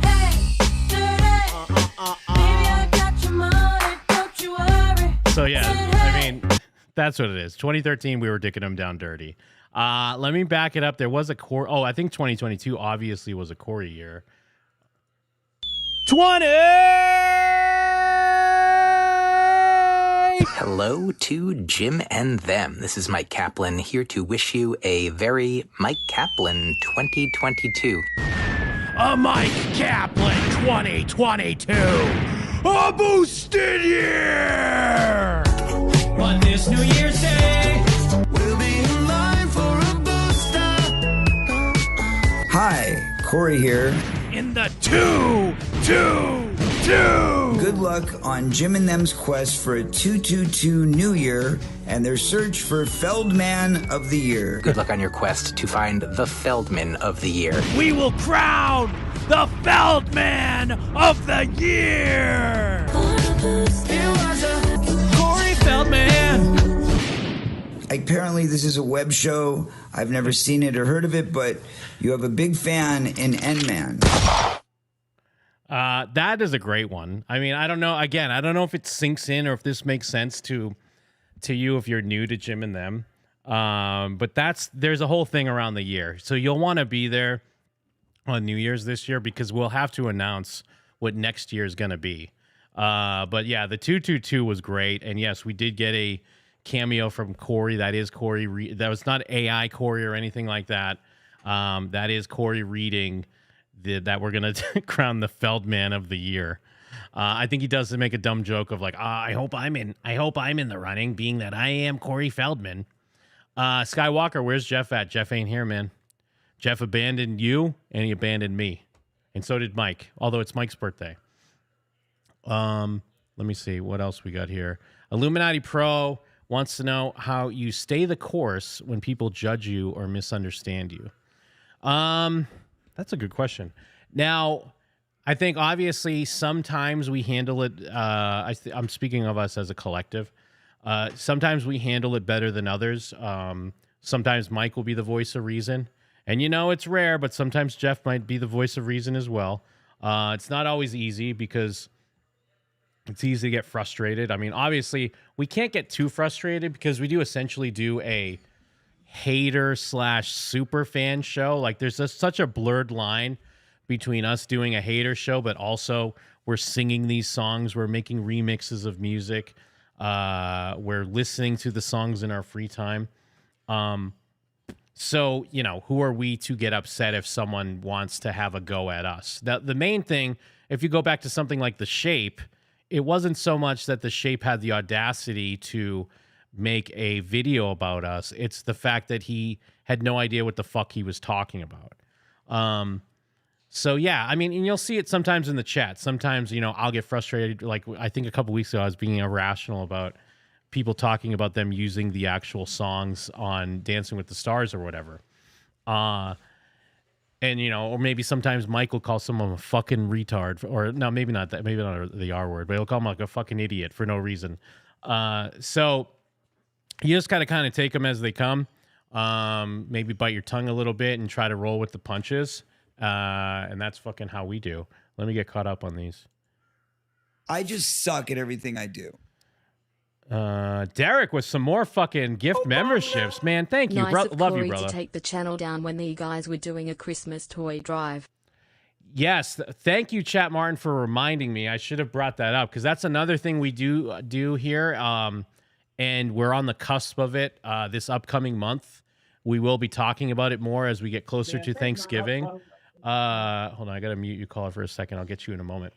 We've been doing it for at least 10 years now. We're not just dirtbags. You might think we're scumbags that sit here and collect your super chats and laugh at Corey Feldman and say bad words. No. There's a reason behind all this. At the end of the year, we give back. We do raise money. We do a toy drive. We raise money for underprivileged kids here in Las Vegas. The fire department knows us at this point because they do a thing where they fill the fire truck. They show up at Walmarts and collect toys. And they know when your boys are coming because we roll through with like 7 carts, dude. Just like full, I mean, even more. Full of toys. They get super excited. We get super excited. We do record and stream when we shop. It's a lot of fun. It's one of the best things we do. We all look forward to it every year. And I mean, we're excited that we're a bigger show now. So it's cool if more people want to help us and take part in that. It's a way to cleanse yourself of all your sins at the end of the year. Like, we could say bad words. We can be edgy because at the end of the year we give money back to charity. But yes, last year we were in the midst of doing the toy drive.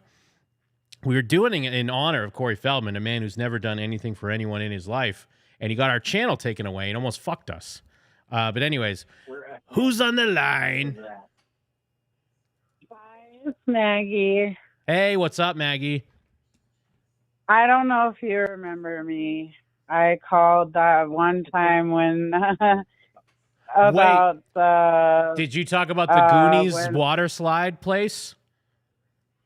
No. All right, I was then I don't talking remember. about how I was sober with Mike on okay, 4th yes. of July. Okay, I do remember. And then Yeah, and he was like, "Oh, by the way, like I'm not like alcoholic or whatever."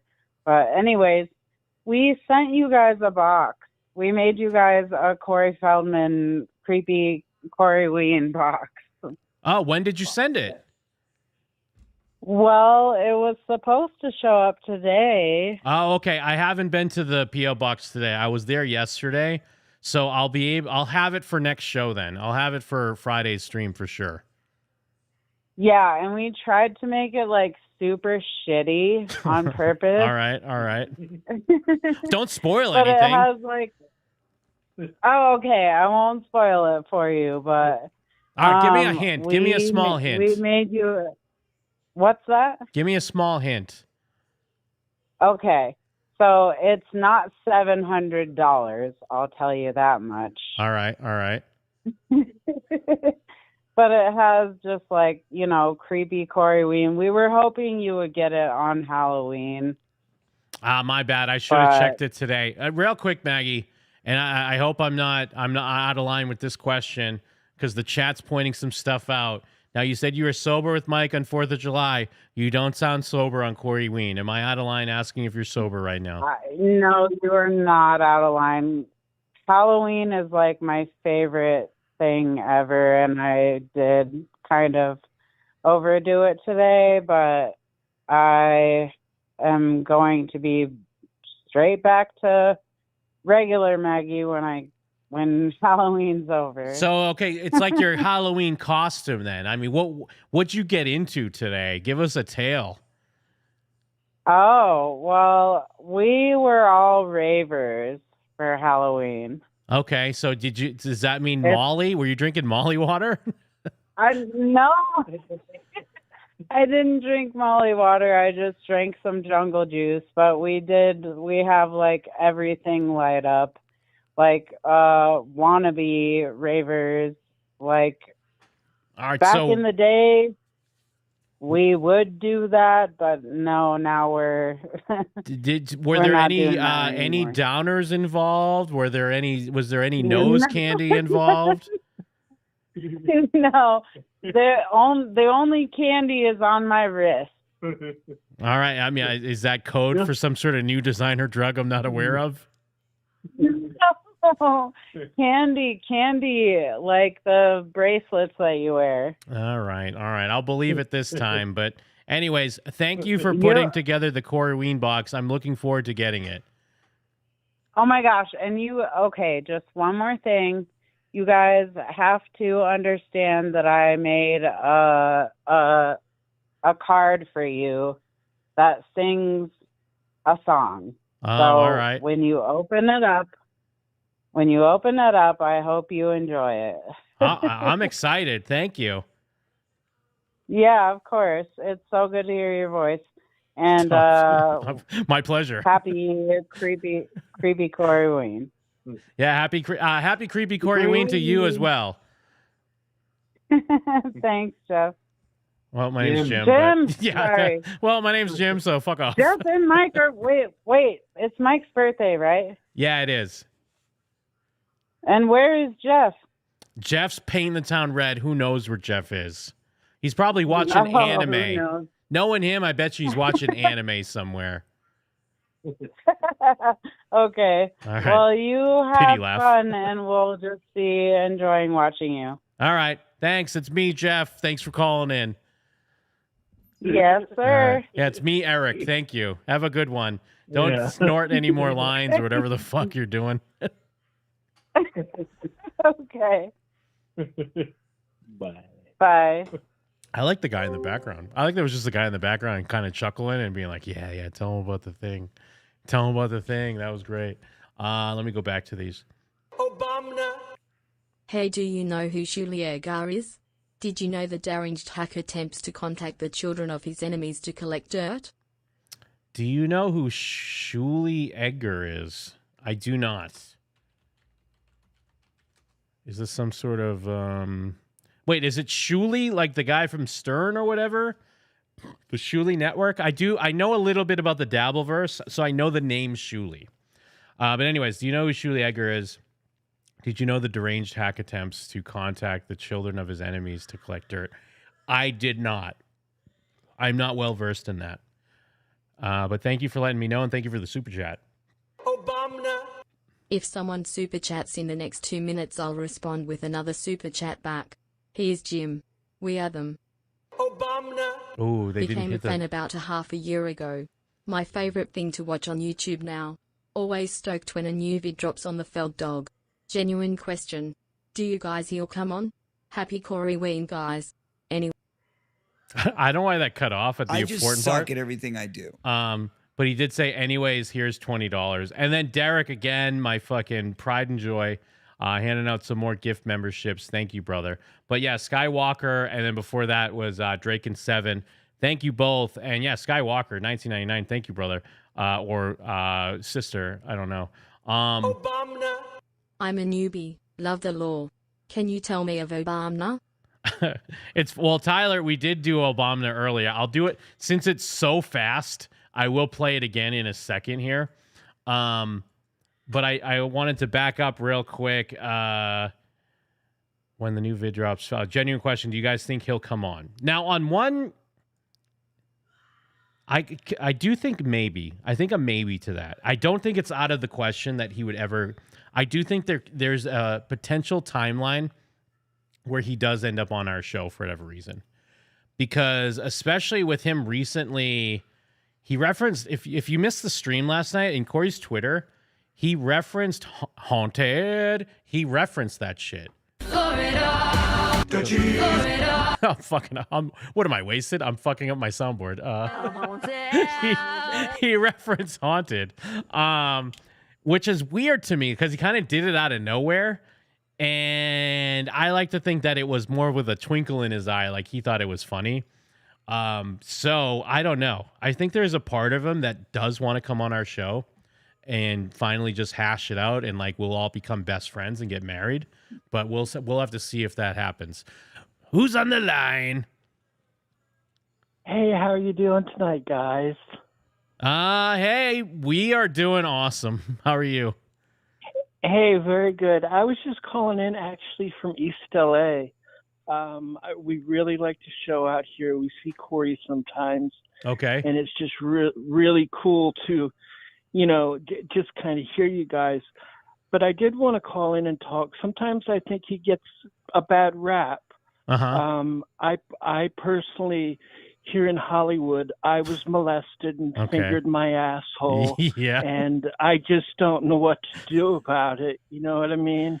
My asshole got blown out by producers. Uh-huh. And I sucked Corey off. Uh-huh. Yeah, it was really great. Oh, okay. I just didn't know what to do if you guys wanted some gay sex tonight, or I think if you drop a pin, I would come where you are and I would fuck you. Because you sound sexy. Fuck me in my asshole like Corey did. You sound sexy as fuck, dude. Oh, fuck me like a wolf pack. I'm a filth pig, you dirty fuckers. Hell yeah. Yeah. I'm with you, All man. All right, buddy. I'm going to go ride my fist. I love you guys, Jim and Dem. Happy Coreyween. Hey, save some for me. Happy Coreyween. Save some for me, dude. Oh, yeah. All right. Why'd you hang up? I was just getting going, dude. What are you, hit and quit it? Who's on the line? This is Neo the robot. All right. Hey, Neo. Please put me in my egg and dock me, Jim. All right. Well, I got to charge you first, but I'm ready. I'll dock you. I'll peg you, Neo. Thank you, and then I'll make you a peanut butter and jelly sandwich. Man, the future is great. I got Neo. I got that other guy that called from East LA. Yeah, that other guy was pretty weird. Yeah, and that's Neo saying it. You hear that weirdo guy that called? Jim, this is Stevie Mac from last night. Oh, hey, what's up, man? So right before I was about to hang up, my kid was playing Fortnite and he yelled, "Fuck you." That's what happened. Yes, because I noticed it too. I didn't bring it up, but people in the chat were like, "Did some kid just yell fuck you?" And yeah, because was that the baby that was born? He's already playing Fortnite. No, that was my 10-year-old. Yeah, all right. I'm a great father. Yeah. No, I love that. So, I mean, I'm all about, have your little kids say swears. They're gonna do it one day, no matter what. So, might as well do it in the safety of their own home. That's right. All right, man. Osama, you guys are all. Have a great night. Thank you, man. Happy Coreyween, dude. You too. Creepy Coreyween. Woo! Who's on the line? Vampire's Ballad, sung under the moon. Happy Creepy Coreyween from Hollywood. Oh, is this Zach?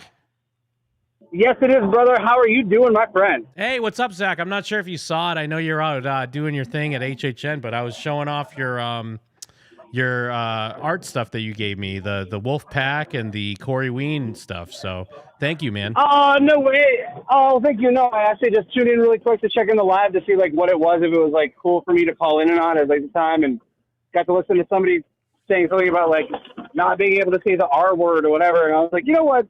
As a person who's on lifetime mental disability, I now give Jim and them full rights to use the R word. Thank you very much. Thank you. Yeah. No, I fucking love you guys. It's just all of it. First of all, I hadn't gotten to speak my piece on how angry I am about what they did to Vampire's Ballad. You and me both, man. Dude, the Feldman abomination, the lyrical abortion that they gave us, like just the literal mix-up of like, you know what? This is the one thing these people who poke at me all the time like, I'm just going to fuck with it. Yeah, no, I can't believe it. Dude, okay, and what is your favorite thing from the album? And like, let's be honest, like the only good part of the album, as far as I'm concerned, is the initial thing that was put out.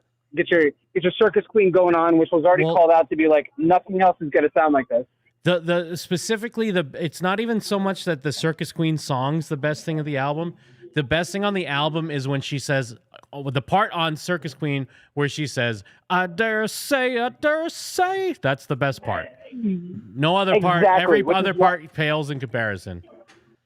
Which is why what he brings up, is that why she's haunted? Yeah. Is that why? Is it because she's how exactly? Yeah. It blows my mind that all of her talent is her inflection, and people talking about how clearly somebody comes on her chest tattoo. Anyway, all right, thank you, man. I sent you a message letting you know you guys were literally missed by the talent here because of how I talk about you as it was. People honestly expected you guys to take photos, so when you come back, as I already sent you the message, you're just gonna like roll with me. You kind of got like a slight taste of it because of the amount of like highs I get, but just kind of mix that in with what we'll be able to do. And you guys need to come back through and do like a full on just hanging out with Renfield at HHN. I just want to call in really quick, give you some love, man, and let you know I'm about to go out right now. Actually, log into normal Wi-Fi and just watch from outside because it's definitely drunk teenagers tonight. But yeah. Thank you so much. I love all of you, and fucking Jim, thanks for holding it down. And when it's only you, and still keeping something that I would actually listen to. So yeah, thanks, brother. And brother, fucking love you. Expect some cool shit in the mail here pretty quick as well. And I'm gonna message you that before I talk about it. But I'll call in the next time and talk about it once you've okayed it. But yeah, I got some stuff for you. All right, love you, brother. All right, right around. Wolfpack. Peace, dude. Wolfpack for life. Filth pigs. Who's on the line? What's up, man? Hey, I have a question for you. I'm not sure if you discussed it. Did you ever give your thoughts on the comedians that went to Riyadh, Saudi Arabia? The Chappelle, Kevin Hart, Bill Burr. Did you ever give your opinion or your thoughts on that? No, we didn't really talk about it. I know it was a big thing.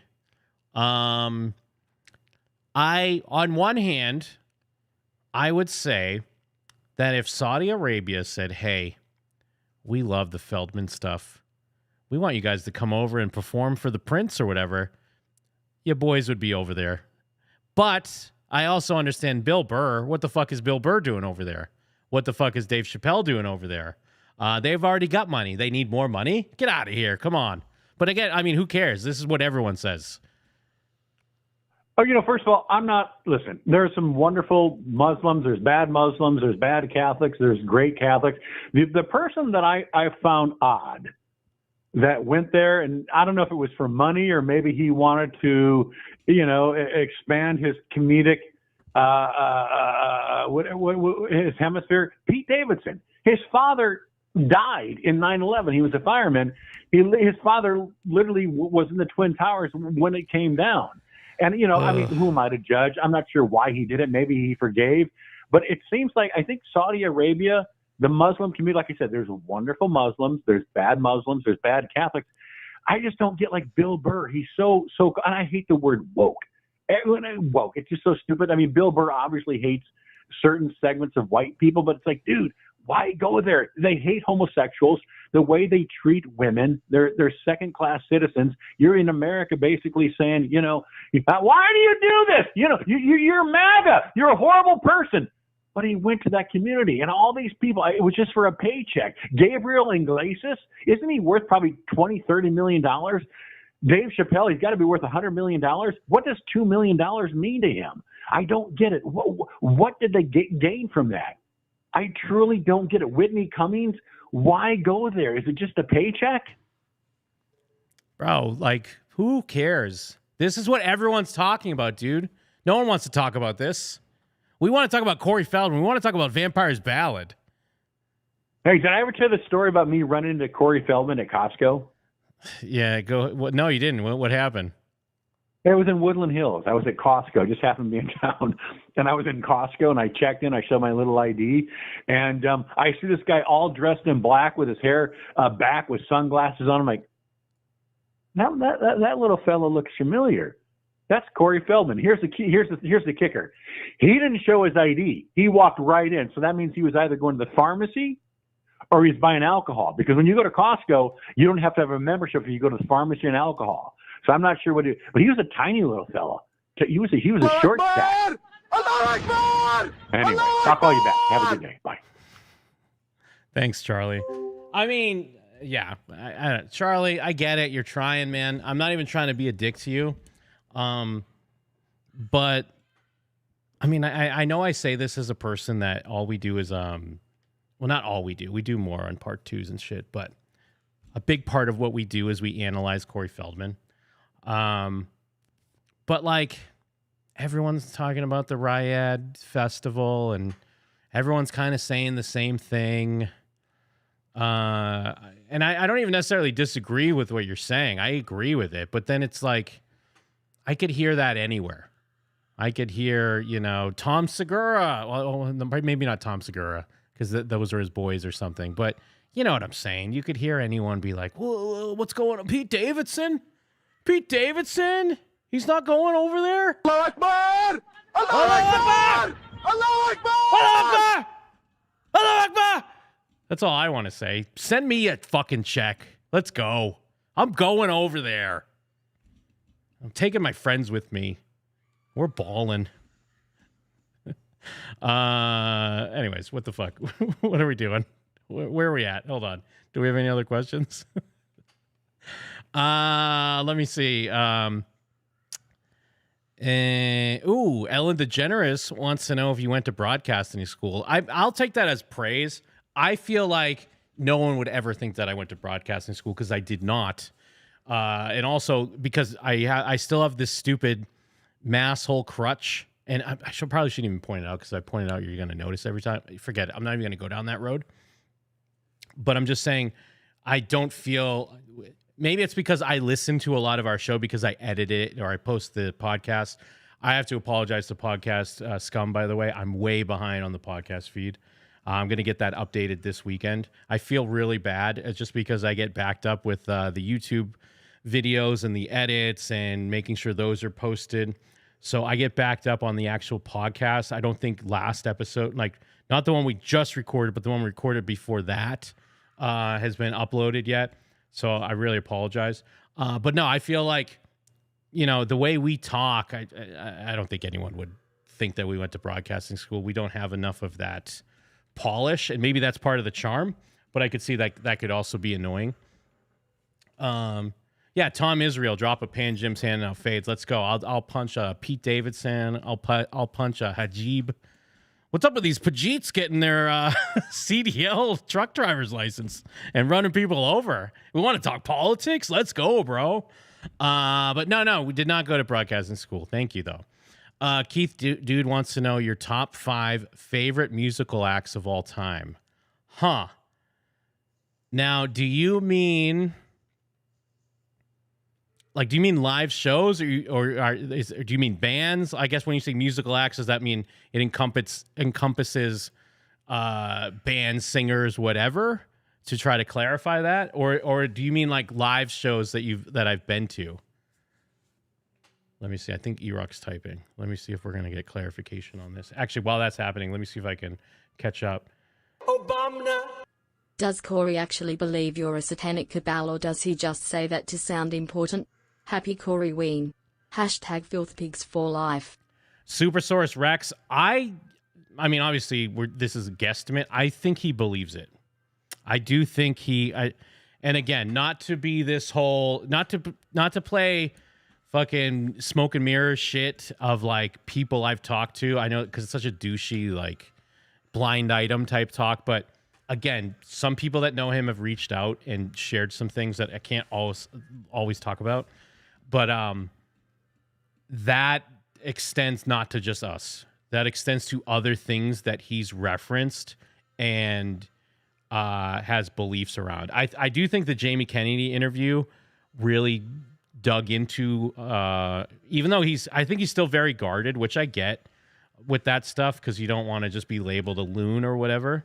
But I think that's plays into how he looks at things. And maybe it's because he does have insight. I mean, it's a common thing that people have these theories on Hollywood and the way Hollywood works. So maybe it plays into that. But also, I mean, Allah Akbar! Allah Akbar! Allah Akbar! Maybe that's why he thinks that I'm a devil worshiper. Allah Akbar! Allah Akbar! Allah Akbar! Let me see. Did we clarify on that last question?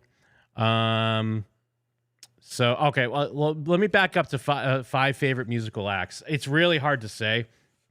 It's like, I know it's a cop-out answer.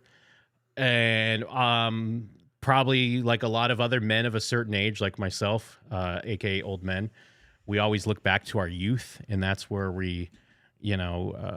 that's where our tastes lie.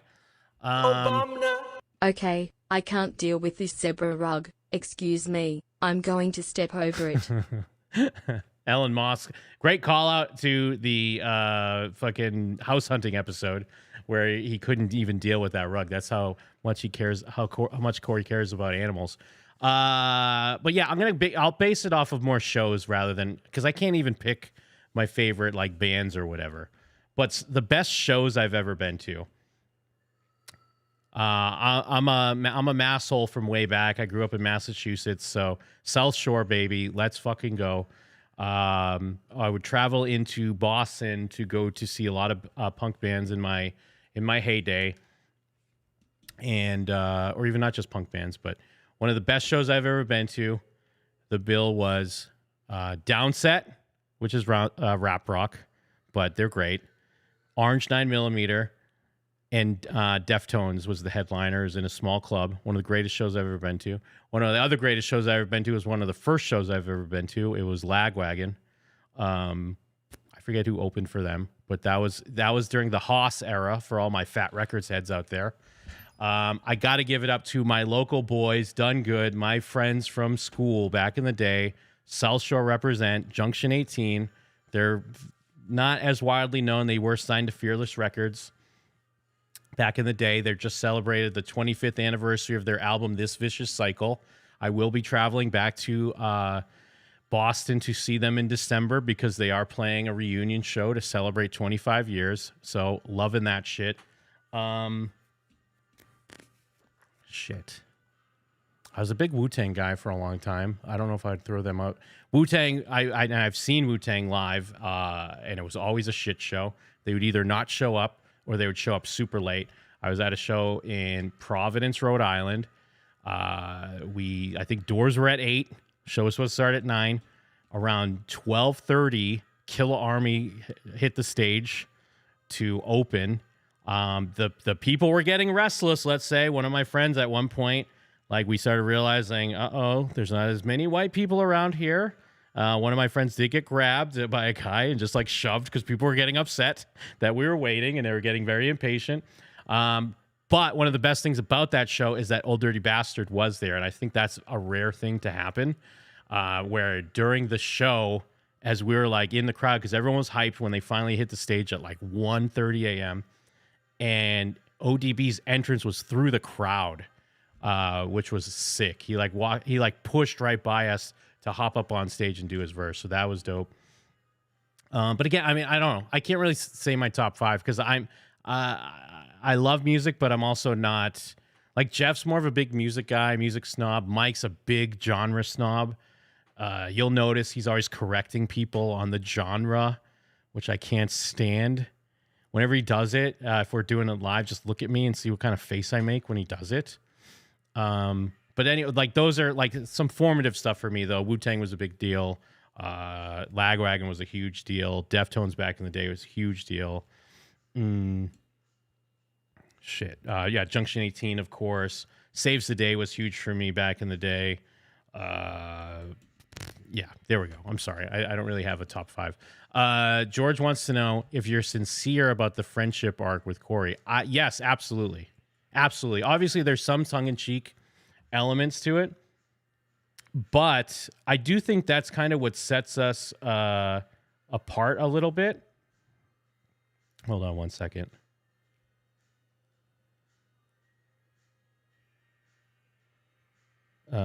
Just a minute.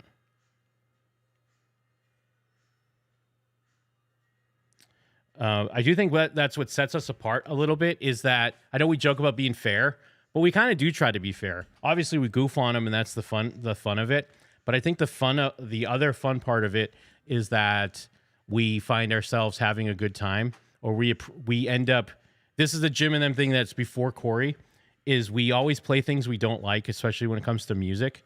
But there's a brain thing that happens. You know, if I could put it in a layman's term, a brain thing happens where you're laughing with your friends every time you're listening to a bad song, that eventually your brain is tricked into thinking you like the bad song because you associate the laughing and smiling with the song now. Like Vampire's Ballad, actually, you know what? I did want to do this tonight. I wanted to play our initial response, our initial reaction to Vampire's Ballad. Like, did we have any inkling that we thought that we liked that? But before that, hold on. Who's on the line? Hey, Jen, it's Big T again. Yo, what up, Big T? Dude, I'm so glad that you brought up Saves the Day. Groovy and cool. Man, I'd still listen to that album. Absolutely, man. And not only... I'm sorry, I didn't cut you off. Go ahead. Yeah, and I Can't Slow Down. So you got to see those guys just playing in their early days? Yes. Well, I mean, those two albums and also Stay What You Are. Those were all big for me. Oh, yeah. At Your Funeral. All that stuff, yeah. Yeah, and my friend's band, Junction 18, because they played a show, it was with them in Newfound Glory back in the day. One of the best shows I've ever been to. And they turned out weird, though. Florida being Newfound Glory. That's where I'm from. Oh, nice. In Florida? Yeah. Well, and also, sorry to cut you off again, but because they're from Coral Springs, I believe. They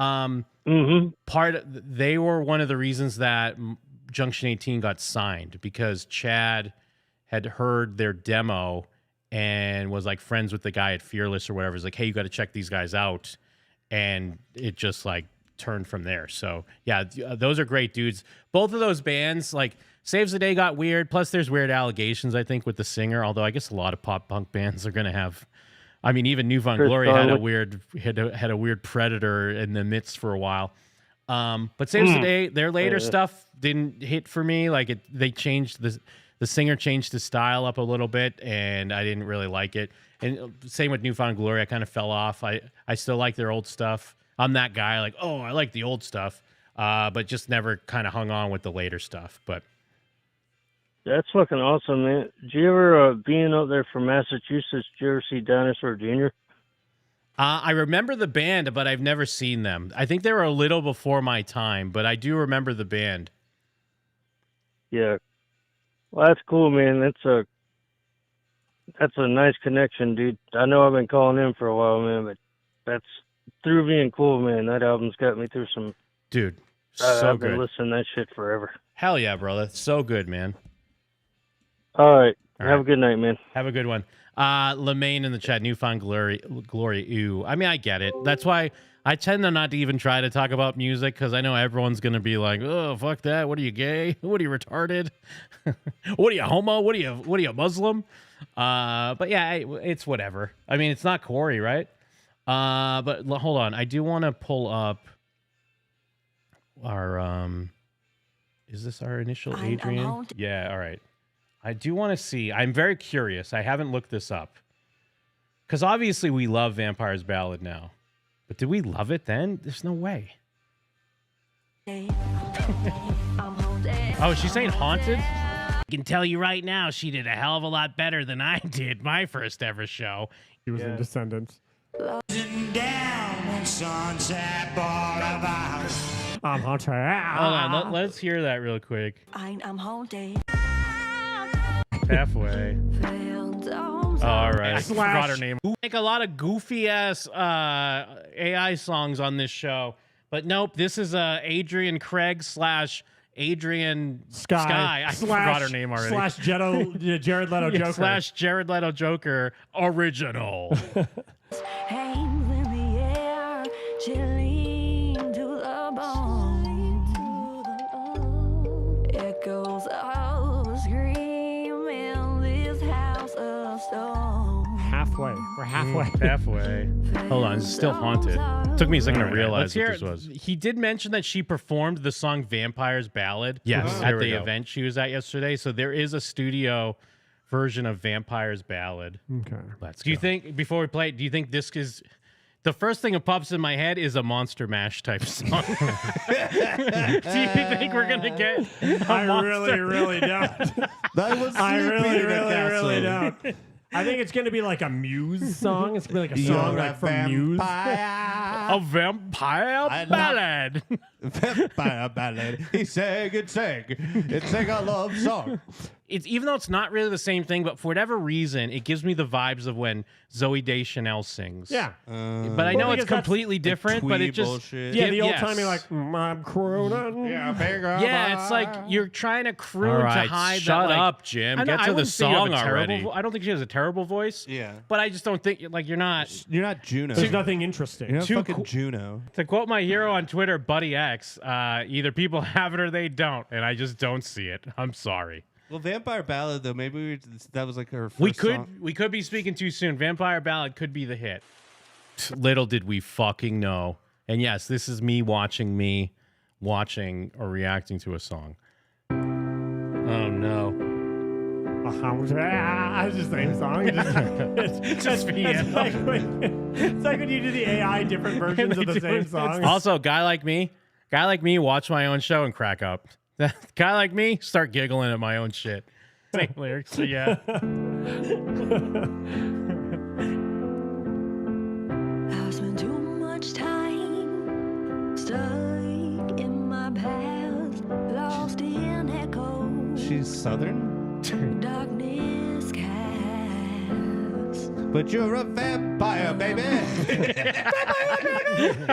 Yeah, just completely the fucking the Drake beat switch up happens right in the middle. Vampire baby, spooky girl. And hearts lament. Here we go, chorus. Come In on. shadows I go. Once the punchline. Jones of the night. Now Get to it already. No, come on, Jim. You don't understand. It's a build. Vampire's Ballad.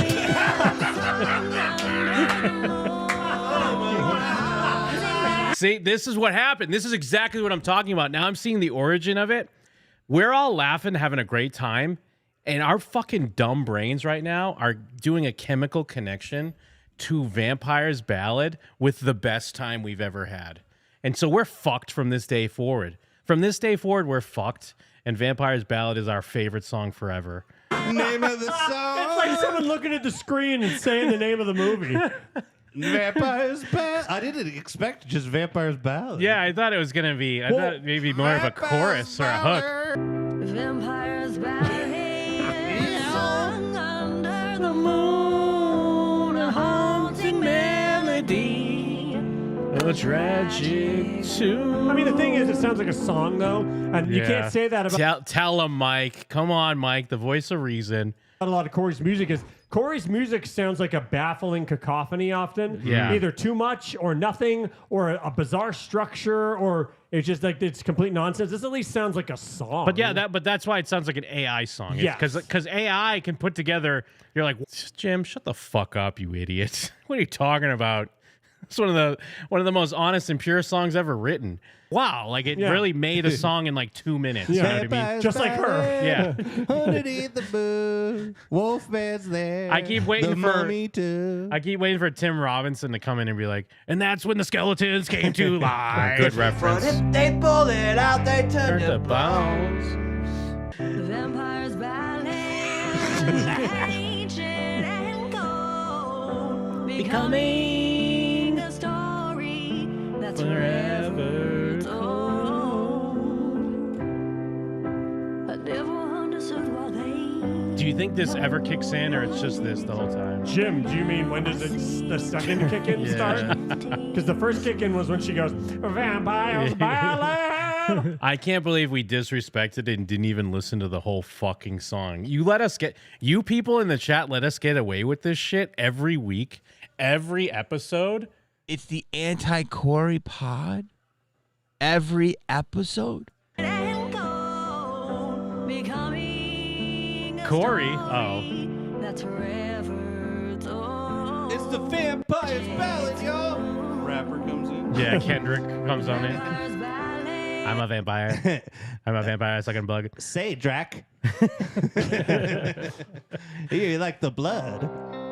Midnight. All right, yeah, there it is. That's all. All right, that was our reaction to Vampire's Ballad. Little did we know how stupid we were, how fucking dumb we were. But yeah, anyways, the friendship arc, there's definitely some sincerity in it. Obviously, we play it up as a goof, but there's also some genuine like reach across the aisle, because that way we can lull him into a sense of security, and then once he shows up, Allahu Akbar! Allahu Akbar! Allahu Akbar! and we all go to paradise together. Let me catch up on these. Obama. Great job navigating tonight's show. You have to search Tuki Soup. He'll obey you filth pig packers, more than a friend. Hacka hacky. Obama. Jim got to check out the genius lyrics for Vampire Ballad. Yeah, thank you, Iraq. Let me go back to Miles Teller. Great job navigating tonight's show. You have to search Tuki Soup. He'll love or he'll of you filth pigs. Wait, let me see. What is this? It's always tough when someone recommends something in the moment. Oh, it's a dabbler. Okay. Oh, is this the puppet?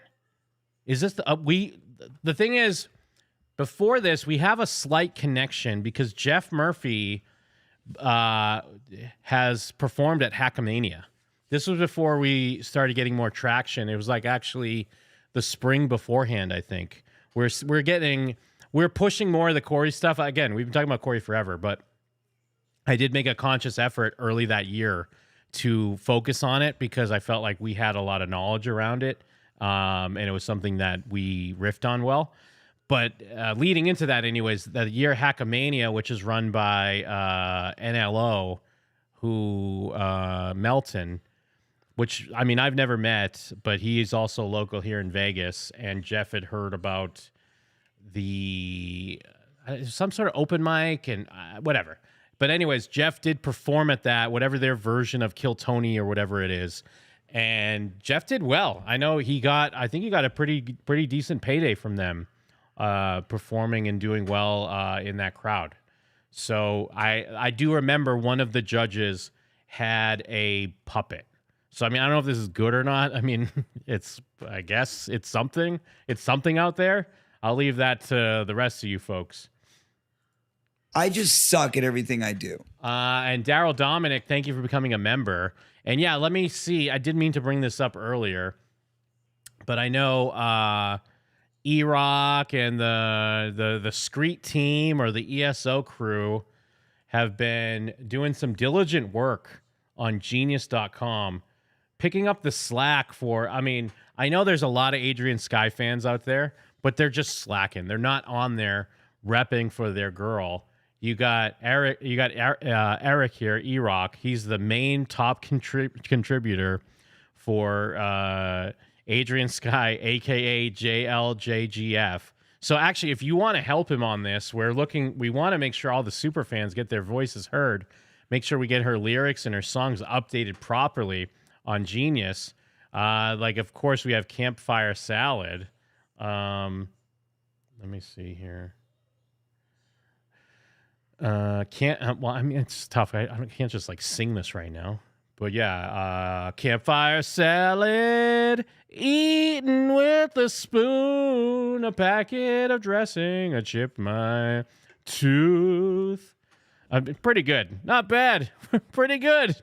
And that's just, the hits keep on hitting. We got Blast Extenders. We got Suck Us Queen. We got Sweaty Pits. I didn't see that one. Better How.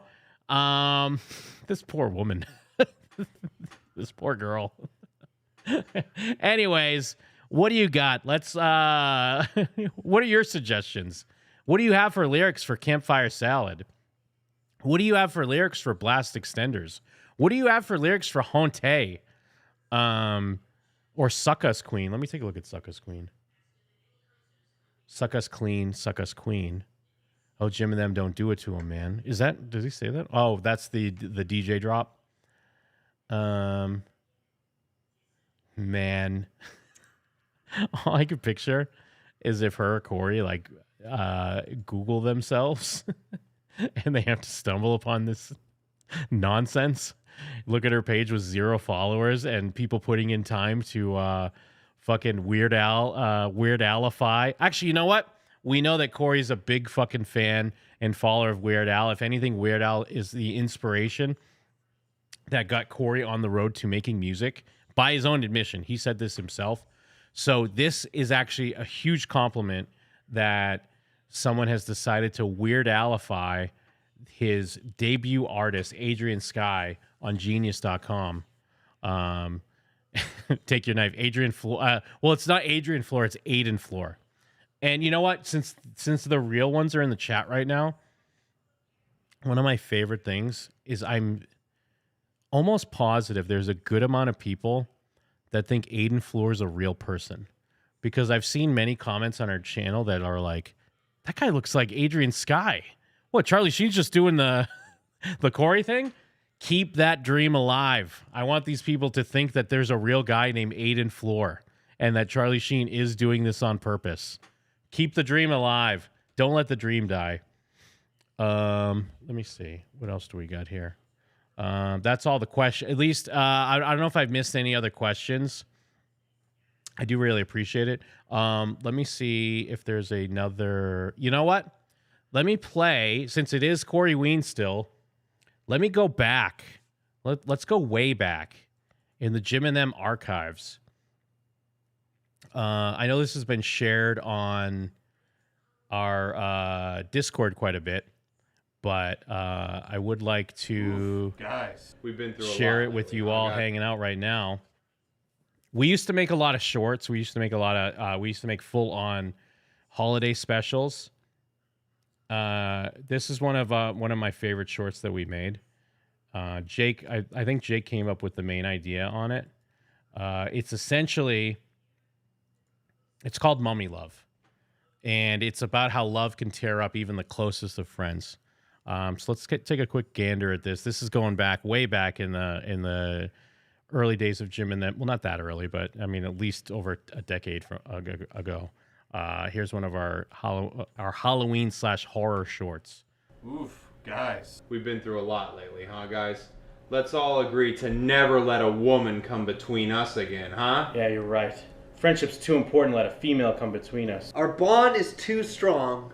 To friendship. To friendship. Guys, I have someone I want you all to meet. Fall in love with a mummy, like instantly in love. We're all in trouble now. This mummy wants blood. We wanna fuck the mummy, yeah. You know that it's true. Trade our friendship for mummy puss before the night's through. Oh yeah, life goes on long after this mummy song is trailing away in the background. Mommy, come sit next to me. No, Jeff. Mommy wants to come sit next to me. Don't you, Mommy? Hey, babe. How much does a polar bear weigh? Enough to break the ice. Hi, I'm Jake. Let's get out of here. Hey, Mommy, I'm Jim. How much does a polar bear break ice? Back off, Jim. She's clearly mine. Hey, Mommy, brought you your drink.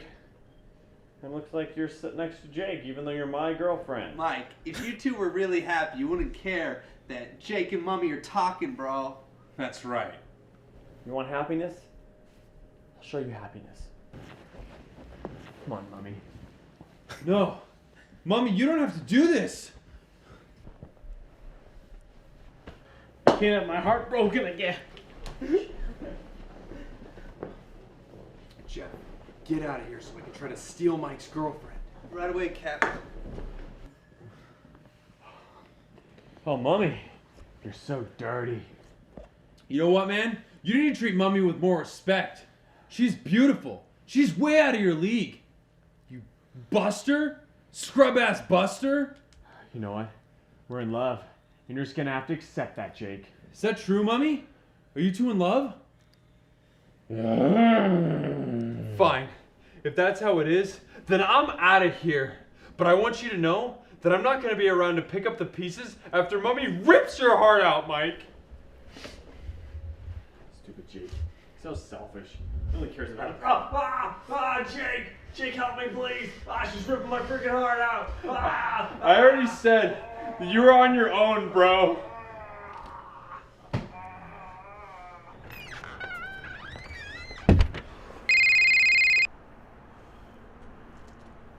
Hey man, what's up? Hey, where are you right now? I'm just outside. I can't take Mike and Mummy being together. I had to get out of there. Well, you gotta get back up here. You're not gonna believe this. Yeah, no, okay. I'll come in right now. What's going on? Jake, there's something you should know. Mummy and I are getting married. Mummy, is this true? Of course it's true. Anyways, Mummy and I are gonna go consummate our nuptials. Mummy, are you sure about this? If you do this, you and I, we can never be together. Come on, Mummy. Let's go have aggressive sex. I'm sorry, dude. It's alright, it's not over yet. I just didn't want to lose so many friends to get the girl. Hey, you may lose friends, but you'll always have me. Come to Papa.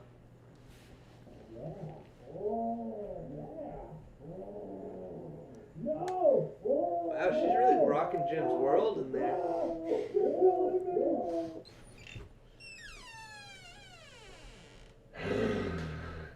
Mommy? You want to be with me?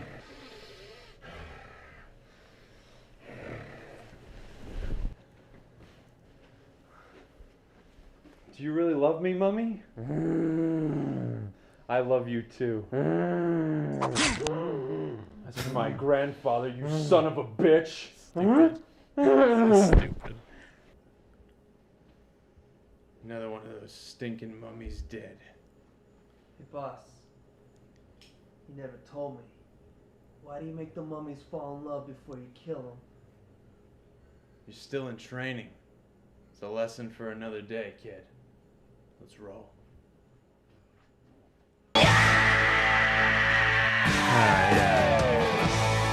Yeah, very, very dumb, very dumb. Yeah, maybe a tad long, but hey, what are you gonna do? It's all about friendship and love. If you watch any of our specials, you will see that a common theme is the power of friendship, because that's all that we lean on and that's all that we need. And that's why I thank you guys for all hanging out tonight, because that is the power of friendship. Who's on the line? Oh, hey, Jim, it's Charlie. I threw you a couple dollars earlier. When? I don't know, like a half an hour ago. It doesn't matter. Hey, quick question. Who wrote Oh, you that? did. You did. What? Yeah, who wrote that sketch? That was Spraggles. All right, how long ago was it? It was a long time ago. That's cool. I mean, was he like over 25 when he wrote it? Probably. Yeah, I think so. Yeah, it's really bad. You know that, right? No, I love it. I think it's great. I get it. Hey, it's not for everyone. Well, no, I mean, okay. Listen, you have a good night. Take care. Hey, have a good one. Godspeed, my man. I know it wasn't as good as giving our opinions on the Riyadh Festival, but I'm sorry. He did give $2. Charlie donated $2 and said, have a good night.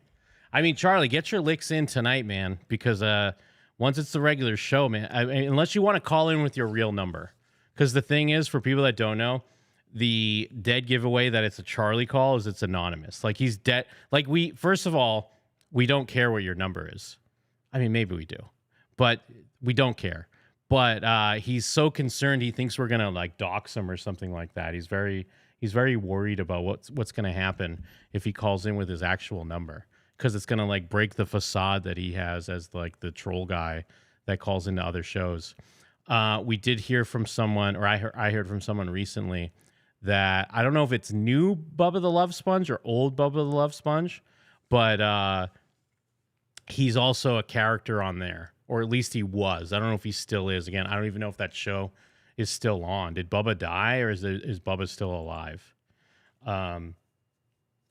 But there we go. What else we got? Hold on. I wanted to pull up the new Vampire's Ballad again, because now that we heard a piece of us hearing the old school one, I wanted to remind myself how furious I was at the remake. Actually, hold on. Before we do that, no, we are going to do that. One sec. No, that's Circus Queen. That's the good one. I just want everyone to kind of sit in this for a moment. Too much time stuck in my past, lost in echoes, darkness cast. A vampire's ballet, my tale of woe, breaking hearts lament, and shadows I go. Once the punchline, jokes of the night. Now I break free, take flight in moonlight. Vampires ballet, sung under the moon, a haunting melody, a tragic tune. A complete abomination. A goddamn affront against God. A goddamn front against Allah. A goddamn front against Muhammad. All of the above. Jesus. Krishna? Was it Krishna? Vishnu? One of them. Let me see here. I'm trying to see, because we're probably going to get out of here in a minute, but I just want to see if there's any like palate cleansers. Maybe some stuff we didn't get to on last night's show that we could pull up real quick. One moment.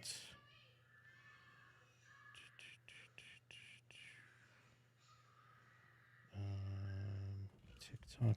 I mean, there's TikTok weirdos, but I got to save that for the show. AI camera. Oh, hold on. Do we get it? Oh, Jesus. Hold on. Let's catch up. Obama. I'll pay $20 if it means I didn't have to hear campfire salad anymore. All right. Well, thank you. I mean, I stopped it anyways, Mario, but I appreciate your preemptive strike. And you can all thank Mario that I won't play it again, even though I was planning on playing it again. This does have 2 thumbs up. I need to make sure I give it a thumbs down real quick. I don't like to be a hater like that, but I will. Who's on the line? Hey, Jim, it's Nick. I just want to say sometimes when I call in from my home phone, I don't unblock it, so I think you think it's Charlie. and so I apologize for that. Oh, that's And then- okay. I will say that it probably won't get answered. No, I know I have to. I always forget to unblock it sometimes. All right. But that's so it's not always Charlie. Sometimes it's me. Gotcha. And then I bought my ticket today, so I'm looking forward to coming in April. And just want to say, love you guys. And even though it's just you, I love you, Jim. I love the show. Oh, thank Been you, man. gooning since Deuce 11. Hell Peace. yes. So wait. Hold, forget it. He's gone. He's gone. I didn't know if he means did he buy his Level Up Expo ticket or did he more? Charlie, who's on the line? So I want to talk to you very seriously about doxing, okay? Okay. School me. So there are people out there that want to dox you. I've called into shows before, and I anger these people to the point where, like, who is this person? He said stuff to me. He bests me, and so we're going to try to dox this person. Yes, I have been doxed before. So you seem like a good person. There's people online. There's podcasters. They do these shows, and if you call in and if you outsmart them, if you're funnier than them, if they can find out who you are, they want to say basically, I'm going to try to destroy this person. It's already happened. But so don't you say call in with me? Haven't you? Do you dox these shows that you watch, or you just call their lines? You don't. So you don't like do any other harassment besides just calling into their show. If they have a call-in number, I call in. Okay. And I've bested so many of them, and they don't like that. They don't like to be out-funnied. If you put them in their place, you're like, wait. What's your kill count, bro? Give me your list. Who's on your list that you've already crossed out that you just destroyed, you decimated? I haven't destroyed anybody, but people online like you, like there's nothing. Go ahead. You just told me you bested them, so who have you bested? When you best somebody, you call into their show and you outsmart them. I'm not You're asking wittier what than that them. means. I'm asking for examples. Who have you bested? Like who's your necklace of ears that you've collected? Like who are the people you So have if I bested? say that right now, I'm going to give you that information. And your people online, they're going to try to figure out who has you outbested. They're going to dox you. That's just how it works online. but these people are dangerous. How would they And I dox like you your if show. you're calling in private to these shows? People have already Because found you. I gave one show had me call in. I'm not going to give the show. They had my number. They requested that I call in. You would know these people. But since I basically bashed them online and I called them out on who they were during their show, and I basically said, your girlfriend is this, your mother is this, you're bashing this person. They're like, wait a minute. This person can't say this about me. I'm gonna put this person in this person's place. What's one person that you've bested that we won't be able to dox But why do you from? care? But see, so if I give you that person's name, your audience is going to go back to that person and they're going to say, "Who is this person?" So why do you? This is what pisses me off about you, Jim. I like your show. You shouldn't care who that is. But no, I care because you can't just you're call actually in pissing me and off. make these I claims. donated you money. I gave you money. Now you're fucking pissing me off. Take care. Oh, Jesus. I hit a nerve, apparently. Am I wrong? Was that not just a simple question? Again, I get it. If he doesn't want to be found out, that's completely fine. I get this. I would just want to know one example, because if you learned your lesson, at least if I'm following correctly, Charlie, you've learned your lesson. You had that one point where, hey, I gave up too much information. These people get butthurt because I'm calling in and owning them, and now they're playing hardball, not even hardball. They're hitting below the belt, I get it. But then there must be someone you bested that you've already learned that lesson, so they didn't. Who cares? Who's on the line? Jim, this is Zoop Loops, aka Mario Smells. I'm so sorry you had to deal with that fucking retard. Yeah, no. What's up, man? Zoop, swoop. Swoop, swoop, swoop, whoop. I don't know why dude? he's so fucking paranoid. He's calling into a fucking YouTube channel anonymously, and it's the fucking who the fuck cares? Yeah. I mean, I'm giving him the benefit of the doubt here. I'm trying to open up a dialogue here. Dude, he didn't even fucking answer. Oh, I've talked with so many other podcasts. They just get so it's like, dude, you're getting fucking raped right now, and you're not even trying. Yeah, I mean, Charlie, man, I'm sorry. I wonder if maybe he puts me on the list. Maybe he's bested me. He's out. Well, he did get Mike and I to argue that time. I definitely give him that dub. Although it did make us stronger friends more than ever. We hugged it out. Yeah, it was a great moment. So we did turn it around. Why did it have to be Charlie Kirk and not that Charlie? Thank you, Skywalker. Appreciate it. But yeah, I'm sorry, Mario. But yeah, continue.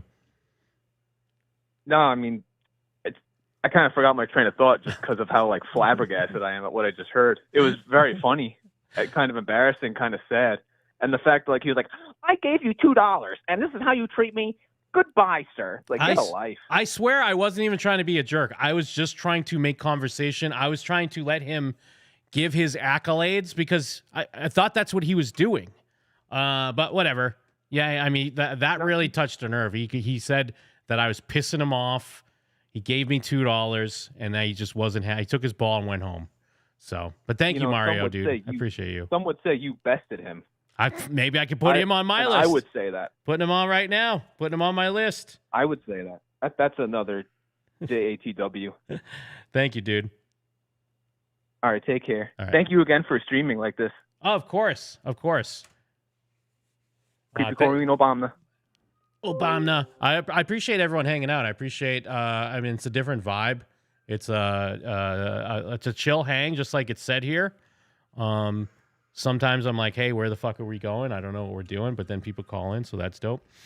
And yes, I think it was mentioned in the chat, but I'll bring it up again anyways. In case you missed it in the chat or you missed it last night, we did open up the 22 necklaces. We are taking more submissions. If you did want to get one from your boys, you can go to 22necklace.jimandthem.com, fill out the form, and you'll get an invoice shortly. And as long as you pay, you get a product. It's a simple thing. It's a whole barter system. Well, it's not a barter system, but it's this whole thing from the Donna since time immemorial, where you give someone payment for goods and services. You can find it at 22necklace.jimandthem.com. Someone else was calling in. I'm just giving them a chance if they want to call back. I can't. I'm still kind of flabbergasted that Charlie gave up like that. I swear I wasn't trying to upset him that way. Who's on the line? Caller? Are you there? Oh my God, I think this is an elaborate troll. Sorry, man. Hello? I hung up. Sorry, I called back. I don't know what you were doing. I was waiting for you. So yeah, go ahead, call back. As a vampire salad sucking on my balls, eating up my ass and jerking me off. Who's on the line? Hey, Jim, it's Janvier. Hey, so I said your name wrong. It's okay, that's fine. I like right. how you said it. Oh, so. cool. Hey, what's up? I wanted to serenade you. All right. My rough take. Okay. So just bear with me. Okay. Campfire salad eaten with a spoon, a All right. packet of dressing. I chipped my tooth. Campfire salad, wilted and old, becoming a story of E. coli and mold. That's it. That was amazing. I think you got. I would hand you a contract to Sci-Fi Records right now, and you'll be going straight to the top of the media-based charts, the media-based indicator charts. Thank you so much. Yeah, of course. Okay, Thank hon. you. Bye. That's serenaded at the on Creepy Coreyween. I am realizing that there's I forgot that there's voicemails. Let me see. Give me 1 second. Call. All right, hold on. This person here, this is an older voicemail. This person called last night. These are like unhinged, bizarre voicemails that we get. And it's like a weird reminder of like, oh shit, like, you know, those numbers. When you look at some of the numbers, like we're very happy with the views we get and we're happy with the people in the chat. But you're like, uh-oh, sometimes there might be some unsavory characters amongst those numbers. Maybe not unsavory. That could be too strong. But like, there's definitely some shit going on out there because here's some of the voicemails we received.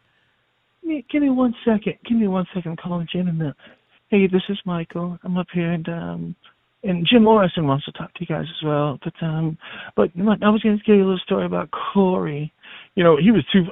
My dad, Joe. I tried to catch Michael. He was too fast. He ran around the kitchen table. I couldn't catch that little motherfucker. But you know, my dad. You know, Corey Haim. Sure, we slept in the bed. Sure, there's nothing wrong with that. But he had a little hanger around Corey Feldman, and he had this one song. It was I gave him the chorus for it. It was a second millennium. Oh! And he took that and he ran with it. And I told him it wasn't going to go anywhere. But anyway, we also have this one more song. Hold on, Jim. We get Jimi Hendrix up here too. But it's called I'm on Ted. Jim and them. It's pop culture, bro. I know this. I know this.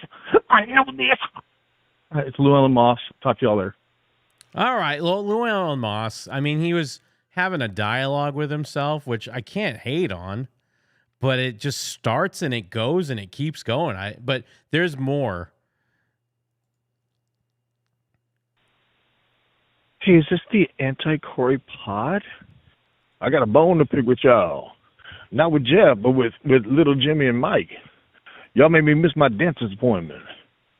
Hell yeah. Y'all talking about, what y'all talking about? It was, I don't think Squiggly Goo's ready to go. Pow, pow! Maybe I'm gonna fall out my driver's side door into traffic. I get my 22 gold fronts. I'm haunted. It's Llewellyn Moss checking in saying, what's up, pimps, players? Yeah, anyway, does Corey have financial stability? Is this the Monster Truck Pod? I'm not sure. It's Llewellyn Moss. Hey, and I'm going to send you all another $50 next week. All right, peace. Shout out to Llewellyn Moss. There's another one. The hits don't stop coming. What's up, pimps? It's Llewellyn Moss. And I got somebody who wants to talk to you. Chris, here you go. Christopher Walken wants to talk to y'all. Hello, how are you? Hey, you know, I saw that Coreyween. The only thing that's scarier than Halloween is orange and black. Wow. Peanuts in a bag. But, you know, sometimes, you know, you see Corey. I saw him in Hollywood Hills. And he was like, how are you? Have you heard my new EP? I'm like, I don't even know what EP stands for. You have what is that? TP? What is that thing that what's that dude that was that's always running from the cops? Jeremy DeWitt. Y'all gotta look up Jeremy DeWitt, man. That guy's like hilarious here in Florida. Anyways, Llewellyn Moss checking in. And I'll give you guys a call on your next show. I think it's either Thursday or Friday. I'll hit you up. Thanks. Bye. Anyways, that guy's hilarious. This is Llewellyn Moss. The guy doing voices, it's actually Llewellyn Moss. Who's on the line? Oh my God, I do have the line. Jesus. Hi, I just wanted to make sure, how the fuck am I supposed to be part of the wolf pack, man? How the fuck am I supposed to be a real member of the wolf pack? Hey, man, I don't know if you're doing a voice or not, but I love it either way. No, it's my real voice. It really is. I'm sick, by the way. All right. Yeah, I mean, this sounds like a real voice, but I will say... I'm not fake. Wow. There's not... Coming from Quebec. There's not much you have to do, dude. You're doing it. All you have to do is hang out in the chat. You're doing it. I mean, if you want, you can get a necklace. You could do... But that's not required. Just showing up, you're in the wolf pack. I would love the Goblin Ghoul to hear about people wanting to make sure, I want him to know people want to make to be part of that band, that gang, you know. Cause fuck that guy, fuck him. I mean, all right, you know. Well, thanks a lot. Have a good one. Yeah, have a good one, man. Thanks. Goodbye. Appreciate you. Shout out to Quebec. This reminded me real quick. I did want to pull up this other unhinged email we received from Timothy. I'm not going to block this person. I actually didn't even read the whole thing. I was on vacation. I was in Salt Lake City, and I'm like checking the email, and I saw this email came. Let me see. So it's the subject line. Oh, Jesus, I have it up. I didn't mean to do that, honestly. Hold on. I guess it doesn't say his Whatever. Who knows? I didn't mean to do that. Anyways, Timothy, a decision run by you. I'll admit that so far at 40, I haven't accomplished all that much on my kind of societal or sociological contributions, and I'm so okay with that, as I'm blessed, retired, busy, dating, and I've experienced the life of 10 men. Unless those are Zen-like delusions of grandeur, then I'll say I've had an amazing life so far and to 40 more. So I'm going to keep this off the open line.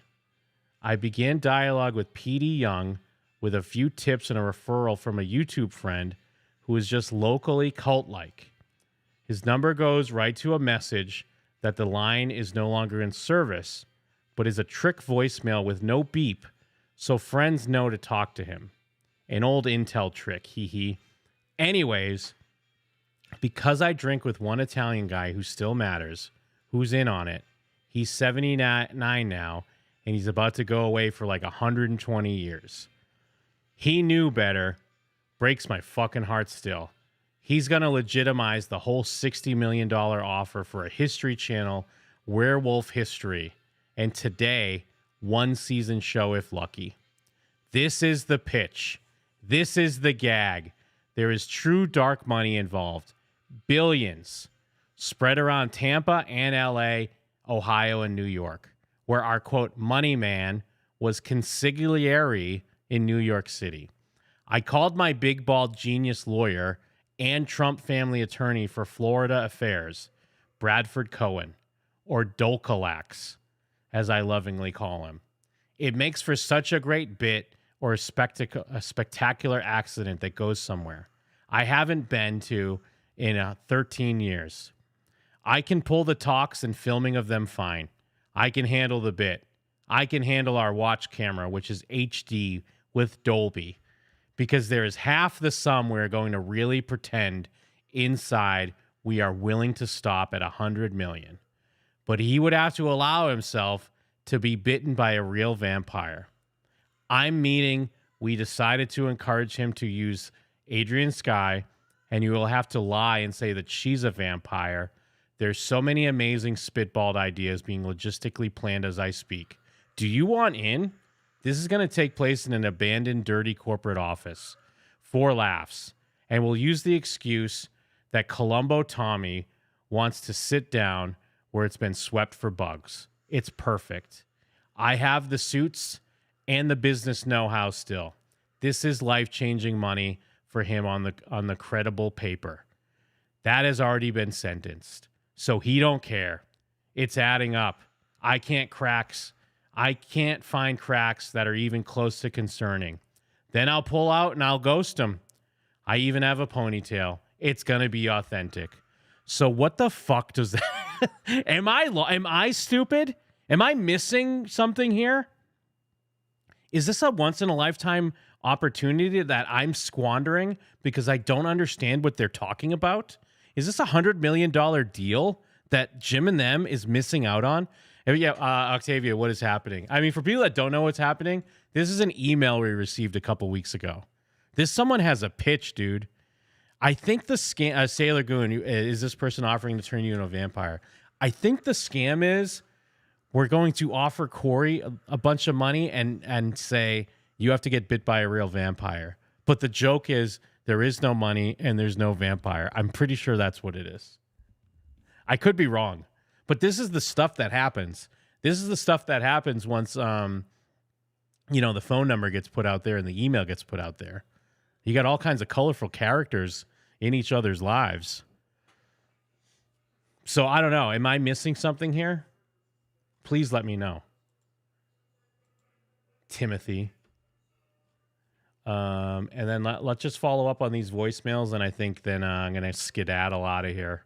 It's been an amazing Coreyween. I appreciate everyone hanging out tonight. Lot of fun. Love to see it. Still a lot left here in 2020 Epic, so make sure you're sticking around. Actually, hold on. Someone did... Oh, let me catch up on the super chats real quick. Good evening, cowards. Obama Like the Predator, you just juked Charlie's spine for a new trophy. Thank you, Ron. Love you, Ron. Obama. Like listening to the Night Stalker Killer's voicemails. Thank you, Mario. And in between that was Ash Tree Forest. Sing Vampire's Ballad in the Corey voice, please. I mean, it's $2, so I'll give you a little bit of it. I'll give you a taste. Actually, do I have some sort of... Should I sing it with Adrian or just sing it a cappella? Although I can't play the new one. When we... Someone gave, I think it was Mario. Mario gave $20 not to play the new one anymore, but he didn't say anything about the old one. And my voice is kind of going a little bit, but maybe that'll help with my Corey voice. Vampire. Shit. Hold on. I need the track. So I could do it. I'll turn it down low. Where's the good version?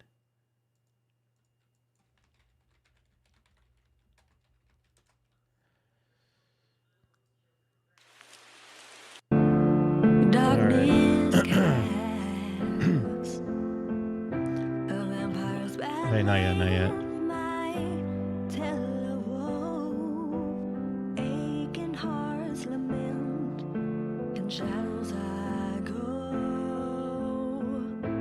Once the punchline. Oh, wait. $20 to hear the OG. Oh, hell yeah, Mario. Yeah, right on time, bro. Right on time. Thank you, man.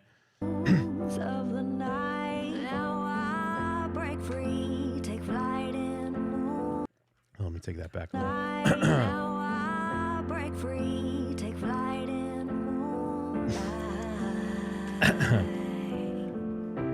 Vampire's Ballad, sung under the moon.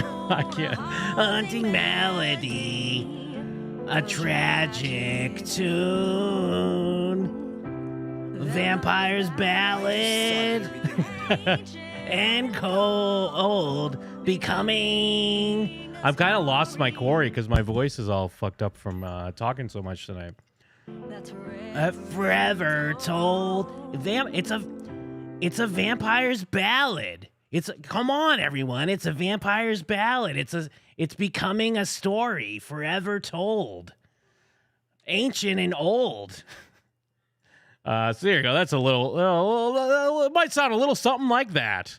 Let's see. Let's catch up on these last two. I think these voicemails are actually from tonight. So let's see. Hey, Jim. I just suck at everything I do. I was wondering, for the seasonal celebrations of Corey, we went through the hot spellbound summer. Yep. And then we our way into the dewy, sleepy grasp of Coreyween. Yep. And just to keep up with my advent calendar, are we skipping ahead to just straight to Feldmas, or are we going to celebrate Feldsgiving and then have Feldmas? Just so I can keep my holidays straight. Love the show. I'm hanging in there with you, bro, on Creepy Coreyween, and a Creepy Coreyween to you, brother. So this is Diablo. Shout outs Diablo. Amazing question. Now, in my mind, it is Feldmas. Like, overall, it's Feldmas. But that does not discount or erase Feldsgiving. Feldsgiving is still a part of that. So we will be celebrating Feldsgiving for sure. I mean, how could we not? But I still think the overarching thing will be Feldmas. It's kind of like how Christmas is still the thing, but like Thanksgiving is a piece of it. I know some people that's sacrilege. Some people are like, Thanksgiving is my favorite holiday. Yeah, whatever. Christmas rules. Relax. Thanksgiving's cool. Christmas is the best. So yes, I think you're on the right track. Feldmas is the vibes, but Feldmas would not be Feldmas without Feldsgiving. So, just so we're all on the same page. Shout out to Diablo. Thank you, man. And let's see, we got another one here. Campfire salad. Oh, all right. So, eaten with a spoon. A double serenade. Dressing I chip my tooth. Campfire salad, wilted and old, becoming a story of E. coli and mold. Beautiful. Beautiful. Let me see. What do we have here? What do you have here to play us out?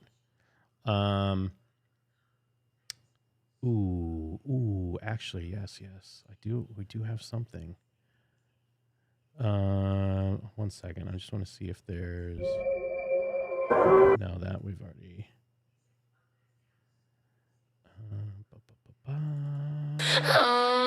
But yes, that what a night, everybody. I totally thought I was just gonna hop on and do some small interstitials, like and play some old, Coreyween clips or take requests or whatever, and maybe get a couple questions. But no, you guys are great. Thank you so much for spending this Coreyween with me. Thank you for the great questions. Thank you for listening. Thank you for giving a shit. And I hope this was a lot of fun. And as I mentioned, we're gearing up for Feldmas. We're gearing up for Feldsgiving. We got the Tots Turnt toy drive on the horizon. Like I had mentioned earlier, if you're not aware, we do give back at this show.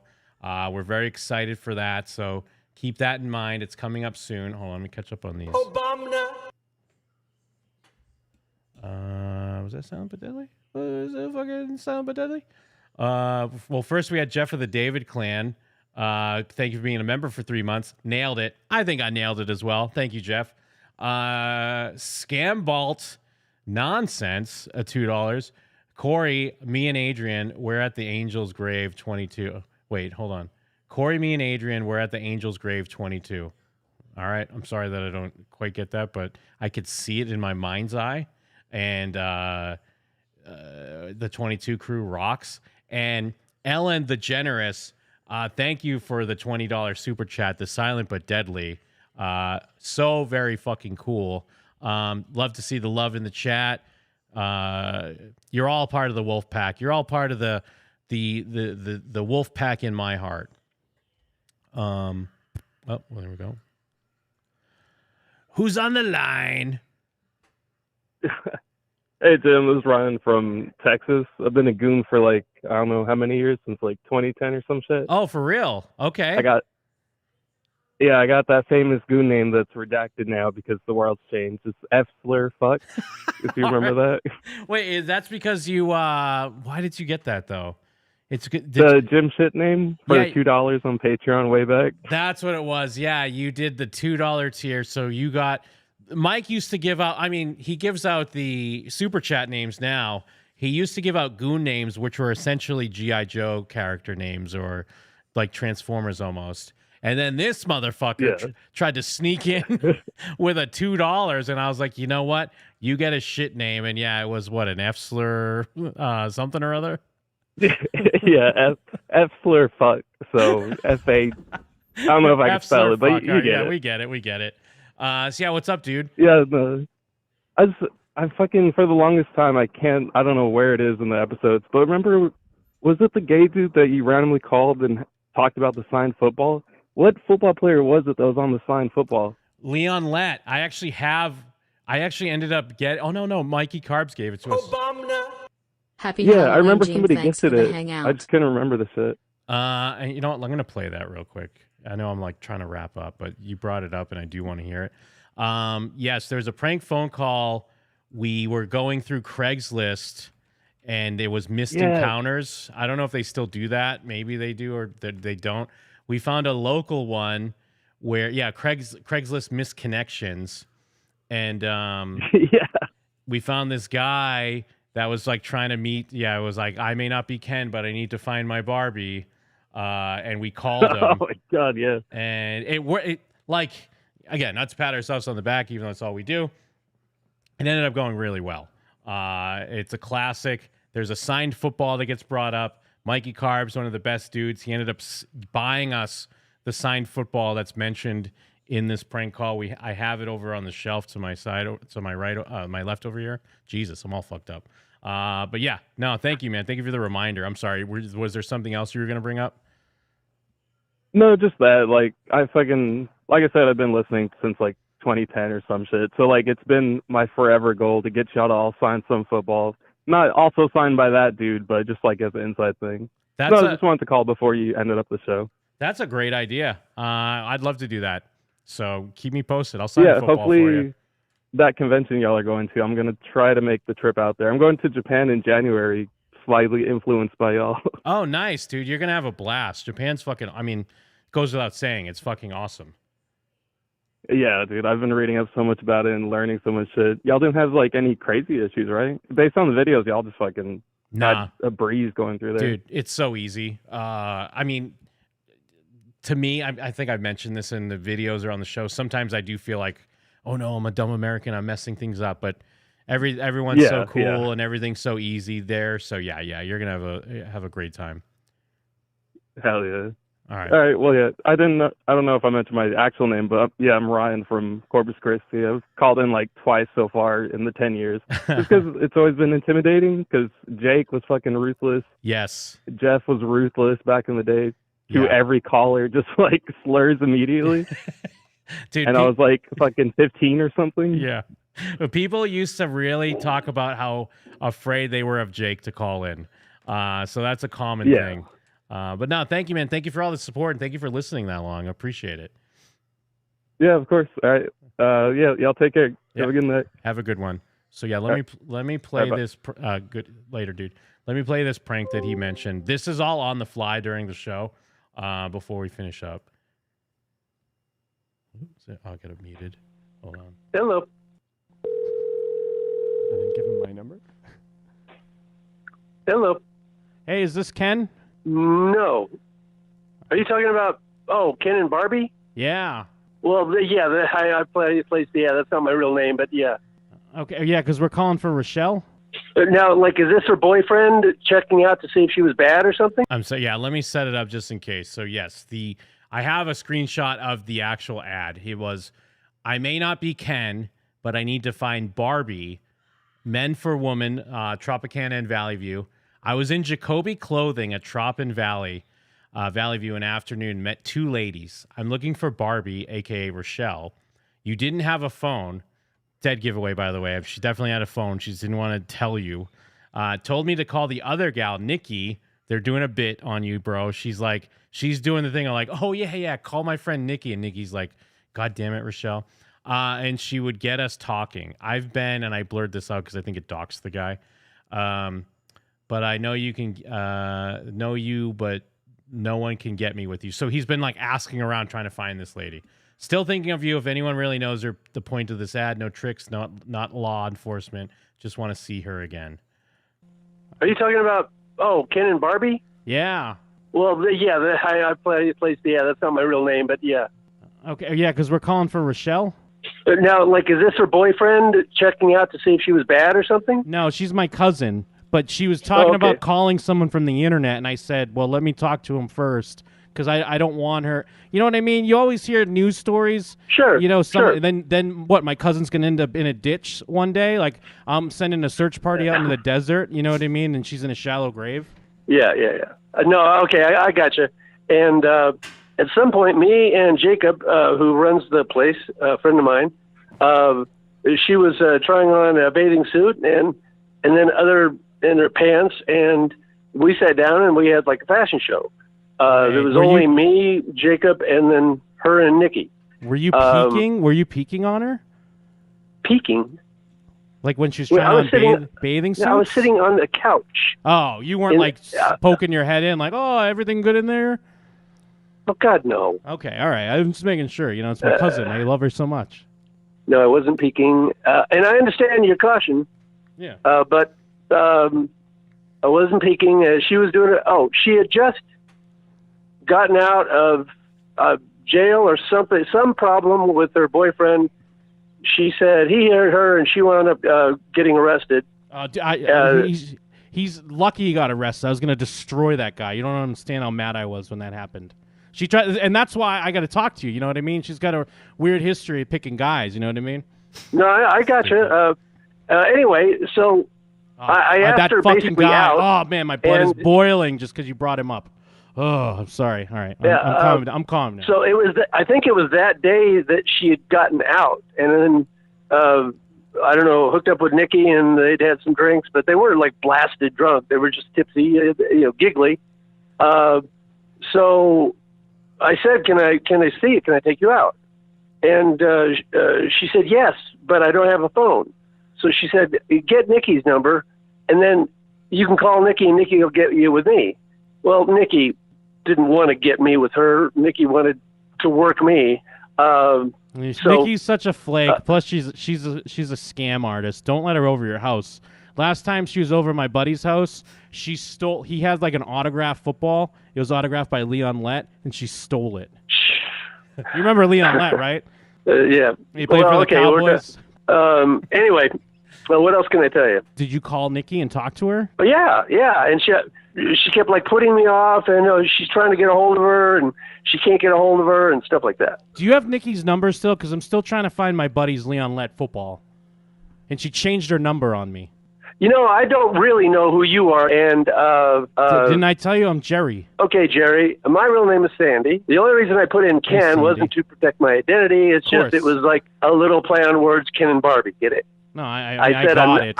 I said I'm not Ken, but I'm looking for Barbie. Yeah, no, I got it. Okay, all right. I feel like you and Nikki got something going on. Now I'm having real second thoughts about you, Sandy. Oh my God! You know what, Jerry? Then I appreciate that you're looking out for her. You make your own decision. I don't know how the fuck from this conversation Watch the you think language, I have buddy. a thing going on with Nikki. Now, what do you think I have a thing going on with Nikki? I don't know, some sort of Against racket Barbie? of sports memorabilia? What? Some sort of sports memorabilia racket? Sports memorabilia? I have nothing to do with that. You don't know Because anything she about stole a it. football signed by Leon Lett. No, I don't. In fact, when you first said it, I guess I've heard his name. I don't even know who Leon Lett is. You, man? How do you not know who Leon Lett is? Dallas Cowboys, baby. One of the greatest players to ever touch the ball. Jerry. Yeah, that's my name. I'm an Oakland Raider fan. I have some real ties to the old school Oakland Raiders. Coming to Vegas, baby. What? Raiders. Oh, yeah. But, Jerry, I don't know why we're getting on this animosity thing. If you don't want her to call me, then tell her not to call me, and then I guess she'll make up her mind on her own. Well, I'm trying to figure out. I'm trying to figure out my next step here. But the thing is, I tell her not to call you. She's gonna call you, bro. I'm like a father figure to this girl. I've raised her since she was 12. You tell her not to do one thing, she does the other thing. I'm trying to raise a grown woman over here. You know what that's like, Sandy? Yeah, but why are you talking to me like you're angry at me? I'm sorry. I don't mean to take my aggression out on you, but you brought up her ex that got my blood boiling. I'm thinking about Nikki and my friend and his Leon Lett football. Okay, I have nothing to do with any of those. I'm sorry. I don't mean to take it out on you, but it seems like you're the common denominator in all these things. Common denominator? All I did is meet Rochelle, and I know and so Nikki was there. I don't know. How am I common denominator with a fucking football that I've never heard of? And you keep cussing at me, and it's just making me more angry. Well, Jerry, then stick it up your ass. I don't care. Whoa, bro. Sandy, I don't know if you want to take it there, but if you want to step outside, we can throw hands, buddy. Jerry, I don't care about this enough to, fight with you because I don't care about you. Jerry, well, all of a sudden you don't care I'm a about nice me? guy. I thought I'm a we had nice guy. something going You're here. sitting here talking to me real aggressive, and what do you want me to do? Act like a puss? Well, I'm just saying, nice guy over here using the F word, telling someone to shove it up their ass, having their dog bark at me over the phone. There's a lot of The aggression dog? coming Oh, my from God. your way. What is wrong with you, man? You need to take your lithium or something? I took my lithium an hour ago. Don't tell me. Stupid. All right, Stupid. Sandy. So dumb. Thanks for hanging out. Yeah, you too. Call anytime. Will do. Don't ever. Okay. Don't tempt me. Don't you dare. Don't you dare tempt me, Sandy.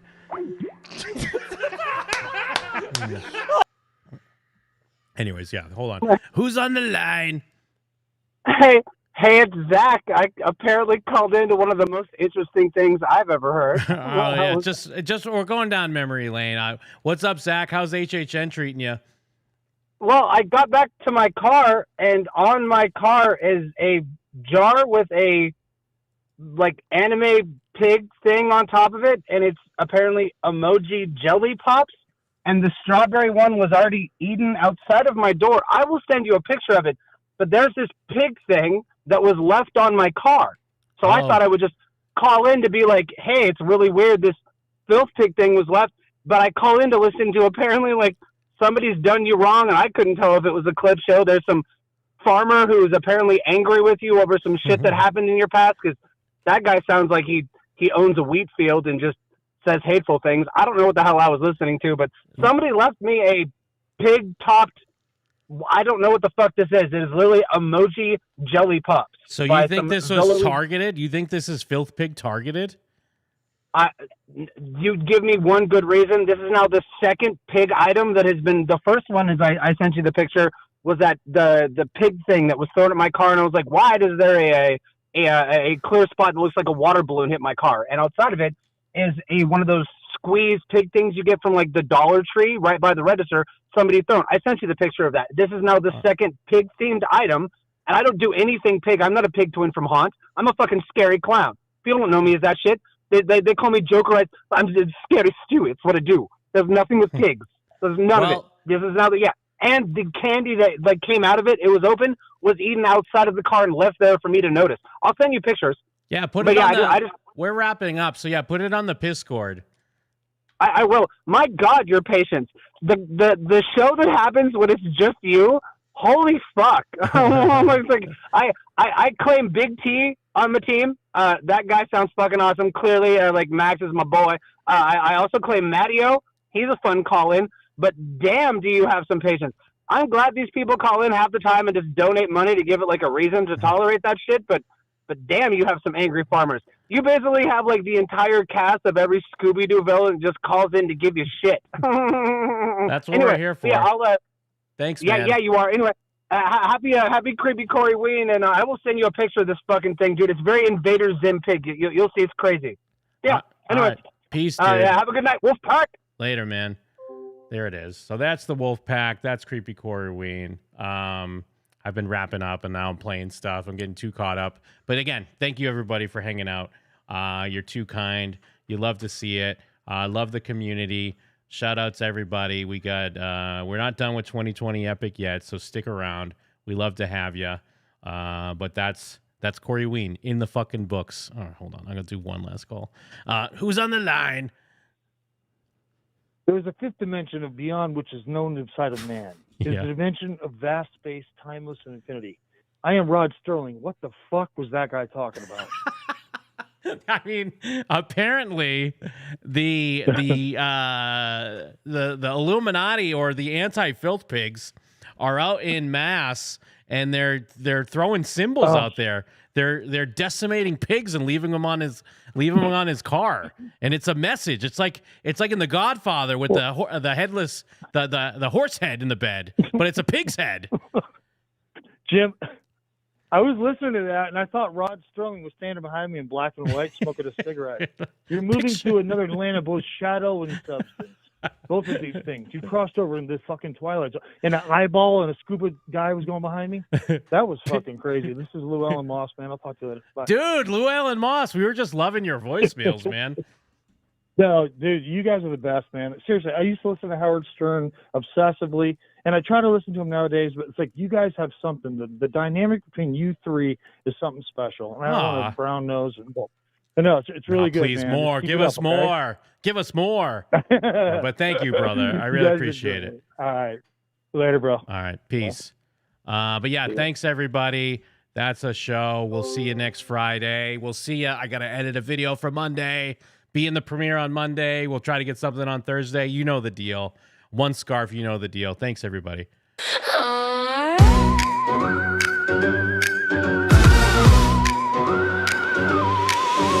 The moonlight's cracked like a broken screen. Whispers echo, Corey's the scene. We're draped in 22 chains, silver and tight. The gospel's calling, shout.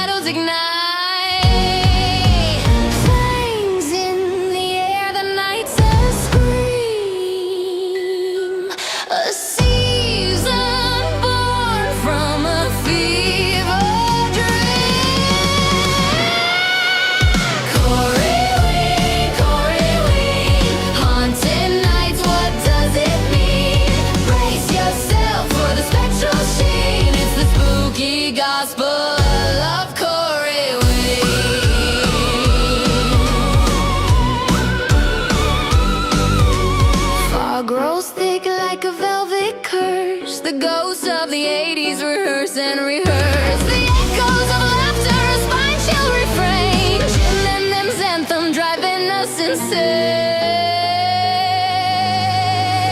The candles flicker, the shadows lean. We're dancing mad in the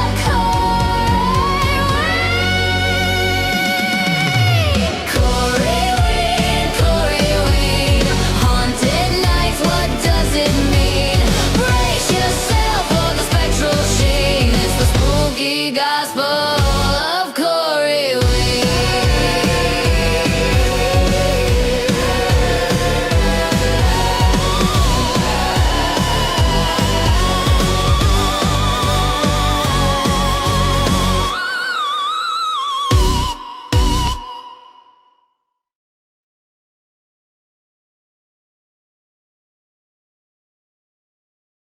Fell dog summer, we all had a ball, but it's not over. Here comes fell dog fall.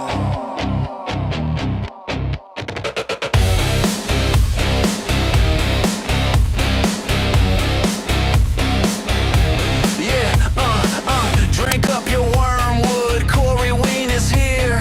Wolfpack trucks are coming, better flee in fear. Horace Eisen's chilling safe with Florida man. Left behind, Bing Bing and his caravan. The 2020 epic party's nearly done, but even more fun is yet to come. Characters by far the best song on the EP.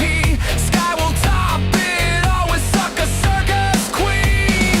Summer was hot, we love to juke in the fall. Coreyween is fast coming and goons answer the call. Kiss your 22 necklace through the dusk and the dawns. We're all rocking with Dockin' and it's Coco Buns. Queenie is dethroned by the circus queen. Adrian's gospel will rise above his scene. Corey is jealous, won't let us speak a word. Goon wants to cage her like a little bird. See dog hears change rattle. Haim calling on the phone. The 900 number is still active in the Feldman home. Heather Dawn's pale spectral presence stirs a chill.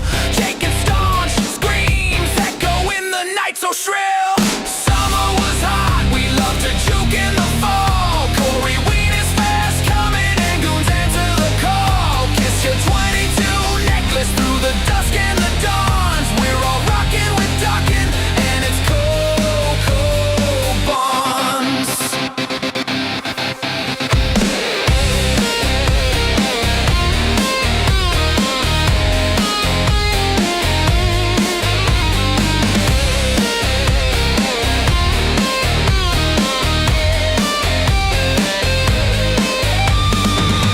Oath binds the goons together. True friendships that will last forever. Weather any hardship and come back for more. All the channels are up and subscribers soar. Corey tried to leave Jim and them for dead, forever living rent free inside his head. Summer was hot, we love to juke in the fall. Coreyween is fast coming and goons answer the call. Kiss your 22 necklace through the dusk and the dawns. We're all rocking with Dockin' and it's Coco Buns. Fell dog summer was a ballin' time. Fell dog fall will make the soul sublime. The party moved forward and we're having a blast. Jim and them are riffing at the head of the class.